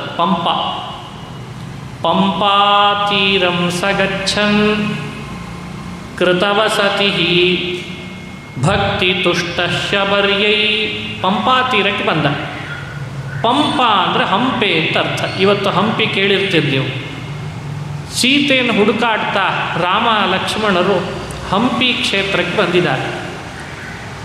ಹಂಪಿಯಲ್ಲಿ ಯಾವ ನದಿ ಇದೆ ಅಂತಂದರೆ ತುಂಗಭದ್ರಾ ನದಿ ಇದೆ ನೋಡಿ, ಅಲ್ಲಿ ಒಂದು ನದಿಗೆ ಬಂದ. ಮತ್ತೆ ಸರಯೂ ನದಿ ಆಯಿತು, ಗಂಗಾ ನದಿ ಆಯಿತು, ಯಮುನಾ ನದಿ ದಾಟಿ, ದಂಡಕಾರಣ್ಯ ದಾಟಿ, ಗೋದಾವರಿ ನದಿಗೆ ಬಂದು ಪಂಚವಟಿ, ಅಲ್ಲಿಂದ ನಡೀತಾ ನಡೀತಾ ಯಾವ ನದಿಗೆ ಬಂದಿದ್ದಾನೆ? ತುಂಗಭದ್ರಾ ನದಿ. ಅಂದರೆ ರಾಮಾಯಣದಲ್ಲಿ ಎಷ್ಟು ನದಿ ತೀರಗಳಿಗೆ ರಾಮ ಭೇಟಿ ಕೊಟ್ಟಿದ್ದಾನೆ ಅನ್ನೋದನ್ನು ಈ ಮೂಲಕವಾಗಿ ನೀವು ತಿಳಿಬೋದು. ಎಷ್ಟು ಅದ್ಭುತ, ಎಷ್ಟು ಸುಂದರ ರಾಮಾಯಣ. ತುಂಗಭದ್ರಾ ನದಿ ತೀರಕ್ಕೆ ಬಂದ. ಅಲ್ಲಿ ಒಂದು ಘಟನೆ ನಡೀತಂತೆ. ತುಂಗಭದ್ರಾ ತೀರದಲ್ಲಿ ಒಬ್ಬಳಿದ್ಲು, ಅವಳು ಮೊದಲೇ ರಾಮನ ಭಕ್ತಳಾಗಿದ್ಲು. ಅವಳ ಭಕ್ತಿ ಎಷ್ಟು ದೊಡ್ಡದು, ರಾಮ ಹೇಗೆ ಅವಳನ್ನು ಪ್ರೀತಿಪಡಿಸಿ ಅನುಗ್ರಹಿಸಿದ ಅಂತ ಕಥೆ ಹೇಳ್ತಾರೆ. ಅವಳು ಯಾರು ಅಂದರೆ ಬೇಡರಲ್ಲಿ ಹುಟ್ಟಿದವಳು, ಬೇಡರ ಕುಲದಲ್ಲಿ. ಬೇಡರ ಕುಲ ಅಂದರೆ ಕಾಡಿನಲ್ಲಿ ಬೇಟೆ ಆಡ್ಕೊಂಡಿರುವಂಥ ಒಂದು ವಂಶ. ಅಲ್ಲಿ ಜನ್ಮ ತಳೆದವಳು ಶಬರಿ ಅಂತ ಹೆಸರವಳಿಗೆ. ಅವಳಿಗೆ ಜೀವನ ಜುಗುಪ್ಸೆ ಆಗಿತ್ತು. ಯಾರು ಇರಲಿಲ್ಲ ಅವಳಿಗೆ, ಬಳಗ ಯಾರೂ ಇರಲಿಲ್ಲ. ಸಾಕಾಗಿ ಇನ್ನೇನು ಅವಳು ಪ್ರಾಣ ಬಿಡೋ ಸ್ಥಿತಿಗೆ ಹೋಗ್ತಾ ಇದ್ಲು ಪಾಪ. ಜೀವನ ಜುಗುಪ್ಸೆ ಆದರೆ ಹಾಗೆ ಆಗ್ತದೆ ಎಲ್ರಿಗೂ. ಕೆಲವೊಮ್ಮೆ ನಮಗೂ ಆಗಿರ್ತದೆ ಆ ತರಹ, ಸಾಕಪ್ಪ ಸಾಕು ಹೋಗ್ಬಿಡೋಣ ಈ ಕಡೆಯಿಂದ. ಅವಳಿಗೂ ಹಾಗಾಗಿತ್ತು. ಆವಾಗ ಮತಂಗ ಅಂತ ಒಬ್ಬ ಮುನಿಗಳಿದ್ರಂತೆ ಕಾಡಿನಲ್ಲಿ. ಈ ಮತಂಗ ಅನ್ನೋ ಮುನಿಗಳು ಶಬರಿ ಹೀಗೆ ಮಾಡ್ಕೊಳ್ತಿದ್ದಾಳೆ ಅಂತ ಗೊತ್ತಾಗಿ ಇನ್ನೆಲ್ಲಿ ತನ್ನನ್ನೇ ತಾನು ಆತ್ಮಹತ್ಯೆ ಮಾಡ್ಕೊಳ್ತಾಳೋ ಅಂತ ಅವಳ ಬಳಿಗೆ ಬಂದ್ರಂತೆ. ಶಬರಿ, ಎಷ್ಟು ಒಳ್ಳೆಯ ಜನ್ಮ ಇದು, ಮನುಷ್ಯ ಜನ್ಮ. ಈ ಕೂಡಲೇ ದೇಹ ಬಿಡ್ತೇನೆ ಅಂತ ಹೋಗ್ತಾ ಇದ್ದೀಯಲ್ಲ, ಇಷ್ಟು ದಿನ ಕಾದಿದ್ದೀ, ಯಾಕೆ ದೇಹ ಬಿಡ್ತಿ, ಸ್ವಲ್ಪ ಸಹನೆ ಮಾಡ್ಕೋ ಅಂತಂದ್ರಂತೆ. ನೋಡಿ, ಒಬ್ರಿಗೆ ಹೀಗೆ ಹೇಳೋರು ಬೇಕು ಜೀವನದಲ್ಲಿ ಮೊದಲು. ಇತ್ತೀಚೆಗೆ ಮಾತಾಡೋರೇ ಕಡಿಮೆ ಆಗಿಬಿಟ್ಟಿದ್ದಾರೆ, ಇನ್ನು ಹೇಳೋರು ಎಲ್ಲಿದೆ ಬಂದರು. ಎಲ್ಲರೂ ಮೊಬೈಲಲ್ಲಿ ಬ್ಯುಸಿ ಆದಮೇಲೆ ಇನ್ನು ಮಾತು ಯಾರ ಜೊತೆಯಲ್ಲಿ ಯಾರು ಆಡಿಸ್ಬೇಕು ಹೇಳ್ರಿ ಪಾಪ. ಮಾತೇ ಆಡಲ್ಲ, ಧೈರ್ಯ ತುಂಬಲ್ಲ, ಸ್ಥೈರ್ಯ ಹೇಳಲ್ಲ, ನಗಲು ಈಗ ನಗೋದಿಲ್ಲ. ಈಗೆಲ್ಲ ಬಹಳ ಮೊಬೈಲಲ್ಲಿ ನಗುತ್ತಾರಷ್ಟೇ ಬೇಕಂತ. ನಗಲ್ಲ, ಹಾಸ್ಯ ಮಾಡಲ್ಲ, ಗಂಭೀರವಾಗಿ ಮಾತನಾಡಿಸಲ್ಲ, ಸೀರಿಯಸ್ನೆಸ್ ಇರಲ್ಲ. ಕೆಲವರು ಸೀರಿಯಸ್ ಅಂದರೆ ಅತಿ ಸೀರಿಯಸ್ ಆಗಿಬಿಟ್ಟಿರ್ತಾರೆ, ಅದು ಉಪಯೋಗ ಇಲ್ಲ. ನಾರ್ಮಲ್ ಬಿಹೇವಿಯರೇ ಮನುಷ್ಯನಲ್ಲಿ ನೋಡೋದು ಕಠಿಣ ಆಗಿಬಿಟ್ಟಿದೆ ಇತ್ತೀಚೆಗೆ. ಶಬರಿಗೆ ಮತಂಗ ಮುನಿಗಳ ಮಾತು ಎಷ್ಟು ತಾರಕ ಆಯಿತು ಅಂತ ರಾಮಾಯಣ ಹೇಳ್ತದೆ. ಹೇಳಿದ್ರಂತೆ, ಶಬರಿ, ನೀನು ಮೊದಲಿನಿಂದ ದೇವಭಕ್ತಳು, ಅಷ್ಟು ದೈವವಾನ ಆಗಿದ್ದಿ ನೀನು, ನಿನ್ನಂಥವನಿಗಲ್ಲದೆ ದೇವರು ಇನ್ಯಾರಿಗೆ ದರ್ಶನ ಕೊಡ್ತಾನೆ ಹೇಳು ಅಂತಂದ್ರೆ. ಕಾಲ ತಡಿಬೇಕು, ಕಾಲ ಪ್ರತೀಕ್ಷೆ ಮಾಡದೆ ಯಾವುದೂ ಸಿಗಲ್ಲ. ಹಾಗಾಗಿ ನೀನು ಈ ಕೂಡಲೇ ನಿರ್ಧಾರ ತಗೊಂಡು ಸಾಯ್ತೇನೆ ಅಂತ ಅನಬೇಡ. ಇಷ್ಟು ದಿನವೇ ತಡೆದಿದ್ದಿ, ಇನ್ನು ಸ್ವಲ್ಪ ದಿನ ತಡಿ, ನಿನಗಾಗಿ ಅಂತ ದೇವರ ದರ್ಶನ ಕೊಡ್ತಾನೆ ಅಂತಂದಿದ್ರು. ಶಬರಿಗೆ ಮತಂಗರ ಮಾತು ನಾಟಿತು. ನಾನು ಅವಸರ ಮಾಡಬಾರ್ದು, ದೇವರೇ ಬರ್ತಿದ್ದಾನೆ ಅಂತಂದರೆ ನಾನು ಅವಸರ ಮಾಡೋದು ಸರಿಯಲ್ಲ. ಇಷ್ಟು ದಿನವೇ ತಡೆದಿದ್ದೇನಂತೆ, ಇನ್ನು ಸ್ವಲ್ಪ ದಿವಸಕ್ಕೇನಂತೆ ಅಂತ ಮತಂಗರ ಮಾತಿನಿಂದ ಸಾಯಲಿಕ್ಕಾದಂಥ ಶಬರಿ ಹಿಂದೇಟು ಹಾಕಿದ್ಲಂತೆ. ಹಿಂದೆ ಬಂದ್ಬಿಟ್ಟು ಹಿಂದೆ ಸರ್, ಇಲ್ಲ ನಾನು ಸಾಯಲ್ಲ, ನಾನು ರಾಮನ ಧ್ಯಾನ ಮಾಡ್ತೇನೆ, ಮತಂಗ ಪರಬ್ರಹ್ಮನನ್ನು ಧ್ಯಾನ ಮಾಡ್ತೇನೆ, ಪೂಜೆ ಮಾಡ್ತೇನೆ, ಬೇಕಾದಾಗಲಿ ಅವನು ಬರೋ ತನಕ ಕಾಯ್ತೇನೆ ಅಂತ ನಿರ್ಧಾರ ಮಾಡಿಬಿಟ್ಟು. ಇಂಥ ಒಬ್ಬ ಭಕ್ತಳಿದ್ದಾಳೆ ಕಾಡ್ನಲ್ಲಿ ಅಂತ ರಾಮನಿಗೆ ಗೊತ್ತಿತ್ತು. ರಾಮನೇ ಅಲ್ವೇ ಪರಬ್ರಹ್ಮ, ಶಬರಿ ಎಲ್ಲಿದ್ದಾಳೆ ಅಂತ ಹುಡುಕೊಂಡು ಬಂದ. ನೋಡಿ, ರಾಮನಿಗೆ ಎಷ್ಟು ಜವಾಬ್ದಾರಿ ಇದೆ. ತನ್ನ ಹೆಂಡತಿ ಕಳೆದಿದ್ದಾಳೆ ಅಂತನ್ನೋದು ಜಟಾಯುನೇ ಹೇಳಿದಾಗ ರಾವಣ ಎತ್ಕೊಂಡು ಹೋಗಿದ್ದಾನೆ ಅಂತ ಗೊತ್ತಾಗಿತ್ತೋ ಇಲ್ಲೋ ರಾಮನಿಗೆ? ಇದನ್ನೆಲ್ಲ ಯೋಚಿಸಬೇಕು, ಅನಾಲಿಸಿಸ್ ಮಾಡಬೇಕು ನೀವು. ಜಟಾಯು ದೇಹ ಬಿಡುವಾಗಲೇ ಹೇಳೇ ದೇಹ ಬಿಟ್ಟ. ರಾಮ, ನಿನ್ನ ಹೆಂಡತಿಯನ್ನು ರಾವಣ ಅಪಹರಿಸ್ಕೊಂಡು ಹೋಗಿದ್ದಾನೆ. ಆದರೆ ರಾವಣನಿಗೇನು ಜಟಾಯು ಸೀತೆ ದಕ್ಕಲ್ಲ, ಸೀತೆ ಸಿಗಲ್ಲ, ಅವಳು ದಕ್ಕಲ್ಲ. ಯಾಕೆ ಅಂದರೆ ಜಟಾಯು ಜ್ಯೋತಿಷ್ಯ ತಿಳಿದಿತ್ತಂತೆ, ಜ್ಯೋತಿಷ್ಯ ಶಾಸ್ತ್ರ ಗೊತ್ತಿತ್ತಂತೆ ಜಟಾಯು.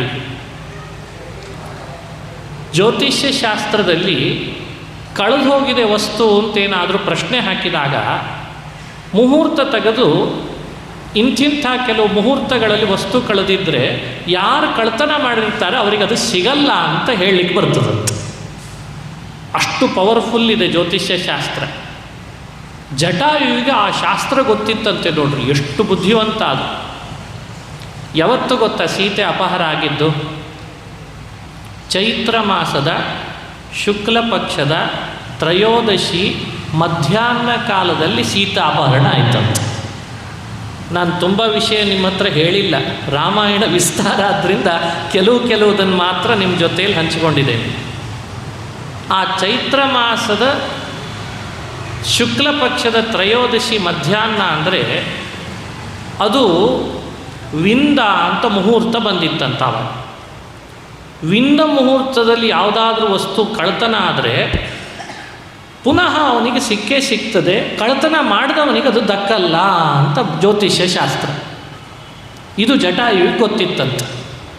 ರಾಮನಿಗೆ ಸಾಯುವಾಗ ಇದನ್ನು ಹೇಳ್ತತ್ತೆ ಜಟಾಯು, ರಾಮ ನೀನೇನು ಆತಂಕ ಪಡಬೇಕಾಗಿಲ್ಲ, ಸೀತೆಯನ್ನು ಅಪಹಾರ ಮಾಡಿದ್ದು ವಿಂದ ಮುಹೂರ್ತದಲ್ಲಿ, ಹಾಗಾಗಿ ರಾವಣನಿಗೇನು ಸೀತೆ ದಕ್ಕಲ್ಲ, ನೀನು ಹುಡುಕು ನಿನಗೇ ಸಿಗ್ತಾಳೆ ಅಂತ ಹೇಳಿದ್ದ. ನೋಡಿ ಎಂಥ ಆಶ್ವಾಸನೆ ಕೊಟ್ಟಿದ್ದ ಜಟಾಯು. ಎಷ್ಟು ತಿಳುವಳಿಕೆ ಇತ್ತು ಜಟಾಯುವಿಗೆ, ಎಷ್ಟು ಅದ್ಭುತ ಜ್ಯೋತಿಷ್ಯ ಶಾಸ್ತ್ರ. ಆ ವಿಂದ ಮುಹೂರ್ತದ ಮಹತ್ವ ಎಷ್ಟು ಎಲ್ಲ ತಿಳ್ಕೊಳ್ಬೇಕು ನಾವು. ಹಾಗಾಗಿ ರಾಮನಿಗೆ ರಾವಣನೇ ಅಪಹರಿಸಿದಾನೆ ಅನ್ನೋದು ಖಾತ್ರಿ. ಅಂದಮೇಲೆ ನೇರವಾಗಿ ರಾವಣನ ಹತ್ರನೇ ಹೋಗಿ ಆ ಕೂಡಲೇ ರಾವಣನ ಜೊತೆಗೆ ಯುದ್ಧ ಮಾಡಿ ಸೀತೆಯನ್ನು ತರ್ಬೋದಾಗಿತ್ತಲ್ವ. ಆದರೆ ರಾಮಾಯಣದಲ್ಲಿ ರಾಮ ಹಾಗೆ ಮಾಡ್ದ ಅಂತ ಹೇಳಲಿಲ್ಲ. ಇದರಿಂದಲೇ ಗೊತ್ತಾಗ್ತದೆ ರಾಮನಿಗೆ ಸೀತೆಯನ್ನು ಕಳ್ಕೊಂಡಿದ್ದರಿಂದ ಒಳಗಿಂದ ದುಃಖ ಏನಾಗಿಲ್ಲ. ಯಾಕೆಂದರೆ ಸೀತೆ ಒಳಗೇ ಇದ್ದಾಳೆ ಅಂತ ಅವನಿಗೆ ಗೊತ್ತಿತ್ತು. ಇದು ರಾಮ ಸೀತೆಯರ ಮಧ್ಯದಲ್ಲಿದ್ದ ನಂಟಸ್ತಿಕೆ. ನಾವು ನೀವು ತಿಳಿದಂತೆ ಸೀತೆಯ ಬಗ್ಗೆ ರಾಮನ ಬಗ್ಗೆ ಯಾವತ್ತೂ ಅಪಾರ್ಥ ಮಾಡಿಕೊಳ್ಬಾರ್ದು. ಇತ್ತೀಚೆಗೆ ಕೆಲವರು ರಾಮಾಯಣ ಅಂದ ಕೂಡಲೇ ರಾಮ ಗುಡ್ ಹ್ಯೂಮನ್ ಬೀಯಿಂಗ್ ಅಂತ ಶುರು ಮಾಡ್ತಾರೆ ಪ್ರವಚನ. ರಾಮ ಅಂದ್ರೇನು? ಒಳ್ಳೆಯ ಮಾನವತಾವಾದಿ. ಅಂದರೆ ಜಗತ್ತಿನ ತುಂಬ ಪ್ರಸಿದ್ಧನಾದ ಒಬ್ಬ ವ್ಯಕ್ತಿಯನ್ನು ತಮ್ಮ ಸೆಕ್ಯುಲರಿಸಮ್ ವಾದಕ್ಕೆ ಒಳಗೆ ಸೇರಿಸ್ಕೊಳ್ಳಿಕ್ಕೆ ಇದೊಂದು ಹುನ್ನಾರ ಅಷ್ಟೆ. ಅವನೇನು ಧರ್ಮಗಿರ್ಮ ಮಾಡ್ತಿದ್ದ ಅಂತೆಲ್ಲೂ ಇಲ್ಲ. ಯುದ್ಧ ಮಾಡಿದ, ರಾವಣ ಅವರ ಹೆಂಡತಿನ ಕರ್ಕೊಂಡು ಹೋಗಿದ್ದ, ಸೊ ಯುದ್ಧ ಮಾಡಿ ತನ್ನ ಹೆಂಡತಿನ ತೊಗೊಂಡು ಬಂದ ಅಷ್ಟೇ. ಭಾಳ ಏನು ರಾಮನ ಬಗ್ಗೆ ಹೇಳ್ಕೊಳ್ಳೋ ಕಾರಣ ಇಲ್ಲ ಅಂತ ಹೀಗೆಲ್ಲ ಹೇಳ್ತಾರೆ. ಇದು ಭಾರತದಲ್ಲಿ ಹುಟ್ಟಿದವರು ಹೀಗೆ ಹೇಳ್ತಾರಲ್ಲ ಅಂತ ಇನ್ನೂ ಆಶ್ಚರ್ಯ. ಈಗ ರಾಮನ ಪ್ರತಿಷ್ಠೆ ಆಯಿತು, ಕೋಟಿ ಕೋಟಿ ಜನಸಂಖ್ಯೆಯಲ್ಲಿ ಸೇರ್ತು, ರಾಮ ಅಂದರೆ ಏನು ಅಂತ ಒಂದು ಶಕ್ತಿ ಜಗತ್ತಿಗೆ ತಿಳಿತು. ಸುಪ್ತವಾದ ಶಕ್ತಿ ಜಾಗೃತ ಆದಾಗಲೂ ಕೂಡ ರಾಮನ ಬಗ್ಗೆ ಮಾತುಗಳು ಮಾತ್ರ ಹೆಂಗಿರ್ತಾವೆ ಅಂದರೆ ನಮ್ಮೆಲ್ಲರಿಗಿಂತ ಸ್ವಲ್ಪ ಜಾಸ್ತಿ ಶಕ್ತಿ ಇಷ್ಟ ಅಷ್ಟೇ, ಅವನೇನು ದೇವರು ಅಂತ ಒಪ್ಪೋ ಕಾರಣ ಹೀಗೆ ಹೇಳೋದು. ಮತ್ತು ಇದು ಬಹಳ ಬಹಳ ವಿಚಿತ್ರವಾಗಿ ನಡೆದಿದೆ ಜಗತ್ತಿನಲ್ಲಿ ರಾಮನ ಬಗ್ಗೆ. ರಾಮನ ಚರಿತ್ರೆ ನೋಡಿ ಆದರೂ, ಪರಶುರಾಮ ರಾಮನ ಯುದ್ಧದ ಬಗ್ಗೆ ರಾಮಾಯಣ ಹೇಳಿದ್ದನ್ನು ಕೇಳಿ ಆದರೂ, ಪರಶುರಾಮ ಕೊಟ್ಟಂತಹ ಧನುಸ್ಸನ್ನು ರಾಮ ಹಿಡಿದಿದ್ದರಿಂದಲಾದರೂ, ಜನಕರಾಜ ಇಟ್ಟ ಶಿವಧನುಸ್ಸನ್ನು ಮುರಿದಿದ್ದರಿಂದಲಾದರೂ ರಾಮ ಯಾರು ಅಂತ ತಿಳಿಬೇಕೋ ಬೇಡ? ರಾಮ ಸಾಮಾನ್ಯ ಮನುಷ್ಯ ಅಲ್ಲ ಅಂತ ಗೊತ್ತಾಗಬೇಕೋ ಬೇಡ? ತಾಟಕೆ ಅವಳಿಗೆ ಬ್ರಹ್ಮನ ವರ ಇತ್ತು. ಬ್ರಹ್ಮವರದಿಂದ ಅವಧ್ಯಳಾದ ತಾಟಕೆಯನ್ನು ಕೊಂದದ್ರಿಂದಲಾದರೂ ರಾಮ ಯಾರು ಅಂತ ಗೊತ್ತಾಗಬೇಕೋ ಬೇಡವಾ? ಯೋಚನೆ ಮಾಡಲಿ. ಇದೆಲ್ಲ ರಾಮಾಯಣವನ್ನು ಸಂಶೋಧನೆ ಮಾಡಿದಾಗ ಸಿಗುವ ಸಾರ. ಹಾಗಾಗಿ ರಾಮ ಕಾಡಿನಲ್ಲಿ ಓಡಾಡ್ತಾ ಓಡಾಡ್ತಾ ಬಂದದ್ದು ಸೀತೆಯ ಹುಡುಕಾಟಕ್ಕೆ ಅಂತ ಅಷ್ಟೇ ಯಾರೂ ಭಾವಿಸಬಾರ್ದು. ಪರಬ್ರಹ್ಮನಾದ ರಾಮನಿಗೆ ತನ್ನ ಭಕ್ತರು ಎಲ್ಲೆಲ್ಲಿದ್ದಾರೆ ಅಲ್ಲಿಗೆ ತಾನು ಹೋಗಿ ಅವರು ಮಾಡಿದ ಸಾಧನೆಗೆ ಅವರಿಗೆ ಸದ್ಗತಿ ಕೊಡಲಿಕ್ಕೆ ಅಂತ ರಾಮ ಬಂದಿದ್ದ. ಇದು ರಾಮನ ಬಗ್ಗೆ ತಿಳಿಬೇಕು.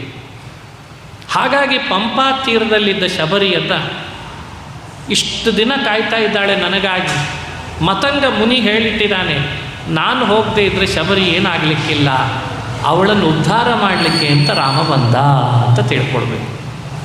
ಭಕ್ತವತ್ಸಲ, ಭಕ್ತಾಪರಾಧ ಸಹಿಷ್ಣು, ಕರುಣಾಸಾಗರ ಪರಬ್ರಹ್ಮನಾದ ರಾಮ ಶಬರಿ ಆ ರಾಮನ ದರ್ಶನ ಮಾಡಿ ಕಣ್ತುಂಬ ಆನಂದ ಬಾಷ್ಪ ಸುರಿಸಿ ರಾಮನ ಪಾದ ತೊಳೆದು ಭಕ್ತಿಯಿಂದ ತನ್ನ ಬಳಿ ಇದ್ದ ಹಣ್ಣುಗಳನ್ನು ರಾಮನಿಗೆ ಅರ್ಪಣೆ ಮಾಡಿದ್ದಂತೆ. ರಾಮ, ನಂದಿಷ್ಟೇ, ನಾನು ಏನು ಬೇರೆ ನಿನಗೆ ಕೊಡಲಿಕ್ಕಿಲ್ಲ, ನನ್ನನ್ನೇ ನಿನ್ನ ಪಾದಕ್ಕೆ ಅರ್ಪಿಸ್ತೇನೆ, ನನಗೆ ಮುಕ್ತಿ ಕೊಡು, ಸಾಕು ನನಗೆ ಈ ಜೀವನ, ನನಗೆ ಬೇಡ ಇನ್ನು ಈ ಸಂಸಾರದ ಜಂಜಾಟ, ರಾಮ ನೀನಲ್ಲದೆ ನನಗೆ ಯಾರು ಸದ್ಗತಿ ಕೊಡಬೇಕು ಅಂತ ಕೇಳಿದ್ಲಂತೆ.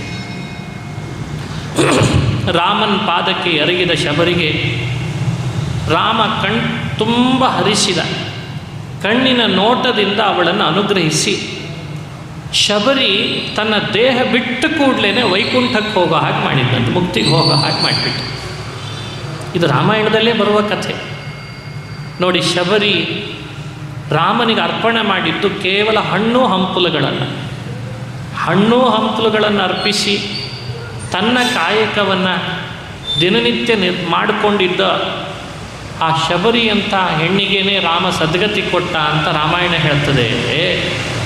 ಇನ್ನು ದಿನೇ ಶ್ರದ್ಧೆಯಿಂದ ದೇವರ ರಾಮನ ಅರ್ಚನೆ ಮಾಡಿದರೆ ಸದ್ಗತಿ ಕೊಡದೇ ಇರ್ತಾನ? ಶಬರಿ ಜಾತಿ ಯಾವುದು ಅಂತ ಹುಡುಕ್ಲಿಕ್ಕೆ ಹೋಗೋದಾ?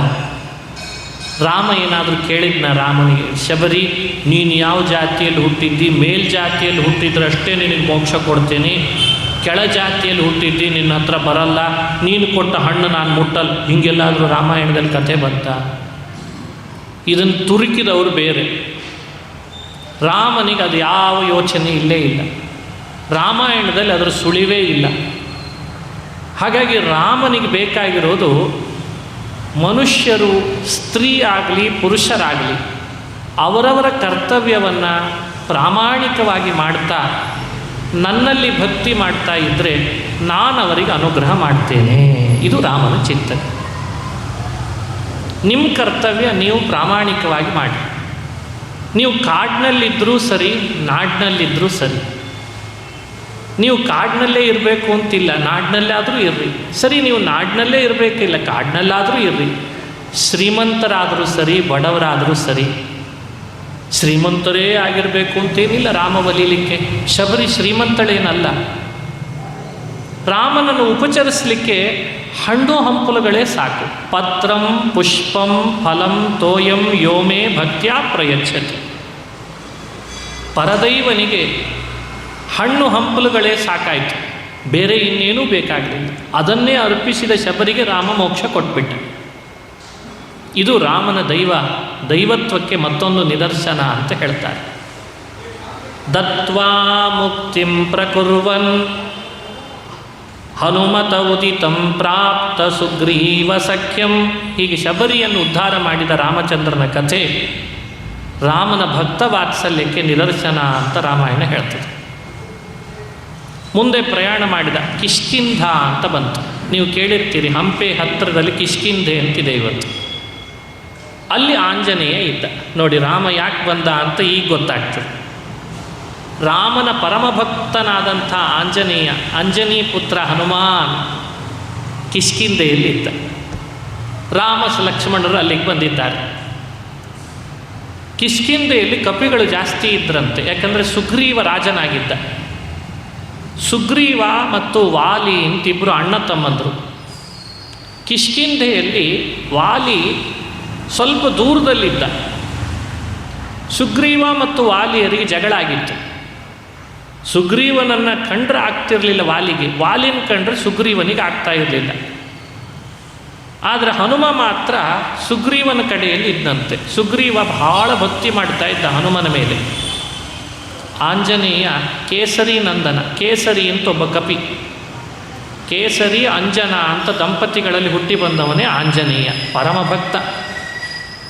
ಅವನ ಬಲ ಎಂಥದ್ದು ಅಂದರೆ, ಸೂರ್ಯನಿಗೆ ವಿರುದ್ಧವಾಗಿ ಆಕಾಶದಲ್ಲಿ ನಿಂತುಕೊಂಡು ವ್ಯಾಕರಣ ಶಾಸ್ತ್ರವನ್ನು ಓದಿದ್ದಂತ ಹನುಮಂತ. ಹುಟ್ಟಿದ ಕೆಲವೇ ದಿನಗಳಲ್ಲಿ ಹನುಮಂತ ಆಂಜನೇಯ ಕೆಲವೇ ದಿನ, ಭಾಳ ದಿನ ಆಗಿರಲಿಲ್ಲ, ಕೆಲವೇ ದಿನಗಳಲ್ಲಿ ಒಂದು ಘಟನೆ ತೋರಿಸಿದ್ದಂತೆ. ಏನು ಘಟನೆ ಅಂತ ರಾಮಾಯಣದಲ್ಲಿ ಹೇಳ್ತಾರೆ. ರಾಮ ಸುಮ್ಮನೆ ಬರಲ್ಲ ಆಂಜನೇಯನ ಬಳಿಗೆ. ಆಂಜನೇಯ ಎಂಥ ವ್ಯಕ್ತಿ ಅಂತ ತಿಳಿದಿರಬೇಕಲ್ವ. ಆ ವ್ಯಕ್ತಿ ಎಷ್ಟು ದೊಡ್ಡವ, ಅವನ ಶಕ್ತಿ ಎಷ್ಟು, ಬಲ ಎಷ್ಟು ಅಂತ ಗೊತ್ತಿರಬೇಕು. ಹುಟ್ಟಿ ಕೆಲವು ದಿನಗಳು ಕಳೆದಿದೆ ಅಷ್ಟೇ ಆಂಜನೇಯ ಹುಟ್ಟಿ. ಅಂಜನಾದೇವಿಯಲ್ಲಿ ಇದ್ದಕ್ಕಿದ್ದ ಹಾಗೆ ಸೂರ್ಯನನ್ನು ಹಿಡಿಲಿಕ್ಕೆ ಅಂತ ಒಬ್ಬ ಗ್ರಹ ಬಂದಂತೆ. ರಾಹು ಕೇತು ಅಂತ 2 ಗ್ರಹಗಳಿದ್ದಾವೆ, ಕೇಳಿರಬೇಕು. ಅದರಲ್ಲಿ ಒಬ್ಬ ಗ್ರಹ, ರಾಹು ಗ್ರಹ, ಸೂರ್ಯನನ್ನು ಹಿಡಿಲಿಕ್ಕೆ ಬಂದ ಕಕ್ಷೆಯಲ್ಲಿ. ಯಾವಾಗ ರಾಹು ಕೇತುಗಳು ಸೂರ್ಯ ಚಂದ್ರನನ್ನು ಹಿಡಿಲಿಕ್ಕೆ ಬರ್ತಾರೆ ಅದನ್ನೇ ಹಿರಿಯರೆಲ್ಲ ಗ್ರಹಣ ಅಂತ ಕರೀತಾರೆ, ಕೇಳಿರ್ತೀರಿ. ಆಗಲೂ ಗ್ರಹಣ ಆಗ್ತಾ ಇತ್ತಂತೆ. ಇನ್ನೇನು ಆತ ಬಂದು ಸೂರ್ಯನನ್ನು ಹಿಡಿಬೇಕು, ಅಷ್ಟರಲ್ಲಿ ಆಂಜನೇಯ ಆಕಾಶಕ್ಕೆ ಹಾರಿದ. ಆಕಾಶಕ್ಕೆ ಹಾರಿ ಅವನು ಹಿಡಿಲಿಕ್ಕೆ ಬಂದವನನ್ನು ಸರಿಸಿದ್ನಂತೆ, ತಡೆದ್ನಂತೆ, ಸೂರ್ಯನನ್ನು ಹಿಡಿಬೇಡ ಅಂತ. ಸೂರ್ಯನನ್ನು ಹಿಡಿಬೇಡ ಅಂತ ತಡೆದು ಕೂಡಲೇ ಅವನಿಗೆ ಸಿಟ್ಟು ಬಂತು. ಅರೆ, ನಾನು ಯಾವಾಗಲೂ ಸೂರ್ಯನನ್ನು ಹಿಡಿಲಿಕ್ಕೆ ಹೋಗ್ತಿರ್ತೇನೆ, ಇವನು ಯಾರೋ ಬಂದಲ್ಲ ಆಂಜನೇಯ ನನ್ನ ತಡಿಲಿಕ್ಕೆ ಅಂತ ಇಂದ್ರನ ಹತ್ರ ಹೋಗಿ ದೂರು ಕೊಟ್ಟಂತ. ದೇವೇಂದ್ರ ಸಿಟ್ಟಾದ. ಓಹೋ, ನಾನು ಹೇಳಿ ಕಳಿಸಿರ್ತೇನೆ, ನನ್ನ ಕೈಯಲ್ಲಿರ್ತಾನೆ ರಾಹು, ಹೋಗಿ ಈ ಕಪಿ ಸೂರ್ಯನನ್ನು ಹಿಡಿಯೋ ತಡದ್ನಲ್ಲ ಅಂತ ಹೇಳಿ ಸಿಟ್ಟಾಗಿ ವಜ್ರಾಯುಧ ತಗೊಂಡು ಬಂದು ಆಂಜನೇಯನ ಕಪೋಲಕ್ಕೆ ಒಂದು ಬೀಸಿದ್ನಂತೆ. ಮೊದಲೇ ಸುಂದರನಾಗೇ ಇದ್ದ ಆಂಜನೇಯ, ಹುಟ್ಟಿದ್ದೇ ಕಪಿಗಳ ಮನೆಯಲ್ಲಿ. ವಾಯು ಅವನ ಗದ್ದ ದಪ್ಪನೇ ಇತ್ತಂತೆ, ದಪ್ಪನೇ ಇತ್ತು ಗದ್ದ. ಈ ವಜ್ರಾಯುಧ ಹೊಡೆದ್ರಿಂದ ಏನು ದಪ್ಪ ಆದದ್ದಲ್ಲ, ಕೆಲವ್ರು ಹಂಗೆ ತಿಳ್ಕೊಂಡಿದ್ದಾರೆ, ಕಥೆ ಹಾಗೆ ಹೇಳ್ತಾರೆ. ಇಂದ್ರ ವಜ್ರಾಯುಧ ಹಾಕಿದ್ದಂತೆ ಆಂಜನೇಯನ ಗದ್ದ ಎಲ್ಲ ದಪ್ಪ ಆಗಿಬಿಡ್ತಂತೆ. ವಜ್ರಾಯುಧ ಬದುಕ್ತಲ್ಲ ಅದಕ್ಕೆ ಹೇಳ್ರಿ. ಮತ್ತೆ ವಜ್ರಾಯುಧ ಪುಡಿ ಆಗಲಿಲ್ಲ, ಅದನ್ನು ಹೇಳಲಿಲ್ಲ. ಕಥೆ ಹೇಗೆ ಹೇಳಬೇಕೋ ಹಾಗೆ ಹೇಳಲ್ಲ, ಎಲ್ಲ ಉಲ್ಟಾ ಹೇಳ್ತಾರೆ, ತಪ್ಪು ಹೇಳ್ತಾರೆ. ತೋರಿಸೋದು ತಪ್ಪಾಗಿ ತೋರಿಸ್ತಾರೆ ಟಿ ವಿಗಳಲ್ಲಿ. ನಿಜವಾದ ಕಥೆ ಹಾಗಿಲ್ಲ. ವಜ್ರಾಯುಧ ಬೀಸಿದ್ದು ನಿಜ, ಆದರೆ ಗದ್ದಕ್ಕೇನಾಗಲಿಲ್ಲ. ಆ ವಜ್ರಾಯುಧ ಹಾಗೇ ಹೋಗಿಬಿಡ್ತಂತೆ ಹಿಂದೆ, ಏನೂ ಆಗಲಿಲ್ಲ ಆಂಜನೇಯನಿಗೆ. ಆದರೆ ಆಂಜನೇಯ ತನ್ನ ಗದ್ದಕ್ಕೆ ಏಟು ಹಾಕಿದ ಕೂಡಲೇ ಆತ ಆಕಾಶದಿಂದ ಕೆಳಗೆ ಬೀಳೋ ಹಾಗೆ ನಟನೆ ಮಾಡಿದ್ದಂತೆ. ನಟನೆ ಮಾಡಿದಾಗ ಕೆಳಗಡೆಯಲ್ಲಿ ವಾಯುದೇವರು ಬಂದ, ಸತ್ಯಲೋಕದಿಂದ ವಾಯು ಬಂದ. ವಾಯು ಬಂದು ಆಂಜನೇಯನನ್ನು ಹಿಡ್ಕೊಂಡು ತೊಡೆ ಮೇಲೆ ಕೂಡಿಸ್ಕೊಂಡ. ವಾಯುನೇ ನಿಜವಾಗಲೂ ನಮ್ಮೆಲ್ಲರೊಳಗೆ ಉಸಿರಾಡಿಸುವ ದೇವತೆ. ಅವನು ಆಂಜನೇಯನ ಹಿಡ್ಕೊಂಡು ಇಂದ್ರನ ಕಡೆ ದೃಷ್ಟಿ ಹಾಕಿದ್ದಂತೆ. ಇಂದ್ರ, ನನ್ನ ಮಗುವನ್ನು, ನನ್ನ ಕೂಸನ್ನು ವಜ್ರಾಯುಧದಿಂದ ನೀನು ಥಳಿಸ್ತೀಯಾ, ನನ್ನ ಶಕ್ತಿ ಏನು ಅಂತ ನಿಮಗೆಲ್ಲ ತೋರಿಸ್ತೇನೆ ಅಂತ ವಾಯು ಉಸಿರು ಹಿಡ್ಕೊಂಡು ಕೂತ್ಕೊಂಡ್ಬಿಟ್ಟಂತೆ. ವಾಯು ಯಾವಾಗ ಉಸಿರು ಹಿಡಿದು ಬಿಟ್ಟ ವಾಯುದೇವ, ಇಡೀ ಅವತ್ತಿನ ಕಾಲದ ಎಷ್ಟು ಜೀವರಿದ್ರೋ ಅವ್ರದ್ದೆಲ್ಲ ಉಸಿರು ಗಟ್ಲಿಕ್ಕೆ ಶುರು ಆಯ್ತಂತೆ. ಈಗ ಮೊನ್ನೆ ಒಂದು ರೋಗ ಬಂದಿತ್ತು, ಗೊತ್ತಿದೆ ಅಲ್ವ? ಅದು ನೆನಪಿದೆನಾ? ನೆನಪು ಹಾರೋಯ್ತೆಲ್ಲ, ಮತ್ತೆ ನಾರ್ಮಲ್ ಆಗಿದೆ. ಈಗ ಹೊಸದು ಬರಲಿ ಅಂತ, ಹೊಸದು ಬರಲಿ ಅನ್ನೋ ಹಂಗಿದೆ ಈಗ. ಮೊನ್ನೆ ಒಂದು ರೋಗ ಬಂತು ನೋಡ್ರಿ, ಉಸಿರಿದ್ದು ಎಂಥ ರೋಗ! ಅಬಾ ಗಿಡ ಕಡಿದ್ವಿ, ಮರ ಕಡಿದ್ವಿ, ಗಿಡ ಮರಗಳಿಲ್ಲ ಅಂತ ಮಾಡಿದ್ವಿ, ನೀರನ್ನು ಹಾಳು ಮಾಡಿದ್ವಿ, ಬೆಟ್ಟ ಗುಡ್ಡಗಳನ್ನು ಕಡಿದ್ವಿ. ಎಲ್ಲ ಸ್ವಾರ್ಥ. ಮತ್ತು ರೋಗ ಬರದೇ ಇರ್ತದ? ಆಕ್ಸಿಜನ್ ಕಡಿಮೆ ಆಗದೇ ಇರ್ತದ? ಮೊನ್ನೆ ಬಂದದ್ದು ರೋಗ ಉಸಿರಿನ ರೋಗ. ಇದು ಎಚ್ಚರಿಕೆ ಇರಬೇಕು. ರೋಗಗಳು ಬಂದಾಗಲೇ ಎಚ್ಚರ ಇರಬೇಕು ನಮಗೆ. ಯಾಕೆ ಬರ್ತಾವೆ ನೋಡಿ. ಆಂಜನೇಯ ಕೂಸಾಗಿ ವಾಯುದೇವನ ಮಡಿಲಿನಲ್ಲಿ ಕೂತ್ಕೊಂಡಿದ್ದಾನೆ. ವಾಯು ತನ್ನ ಉಸಿರನ್ನು ಗಟ್ಟಿ ಹಿಡ್ಕೊಂಡಿದ್ದಾನೆ, ಉಸಿರು ಬಿಡ್ತಾನೇ ಇಲ್ಲ. ಇಡೀ ಜೀವರಿಗೆಲ್ಲ ಉಸಿರಾಡಿಸ್ಲಿಕ್ಕೆ ಆಗ್ತಾ ಇಲ್ಲ. ದೇವಲೋಕದಲ್ಲೂ ಆಗ್ತಾ ಇಲ್ಲಂತೆ. ದೇವತೆಗಳೇ ಕೆಳಗಿಳಿದು ಬಂದುಬಿಟ್ರು, ಏನಾಗ್ತಾ ಇದೆ ಅಂತ ನೋಡ್ತಾರೆ. ಸತ್ಯಲೋಕದಿಂದ ವಾಯು ಉಸಿರು ಬಿಗಿ ಹಿಡ್ಕೊಂಡ್ಬಿಟ್ಟಿದ್ದಾನೆ. ಇಂದ್ರ ಬಂದು ಕೈ ಮುಗಿದು ಸ್ತೋತ್ರ ಮಾಡಬೇಕಾಯ್ತು. ವಾಯುನನ್ನು. ನಮಸ್ತೆ ವಾಯೋ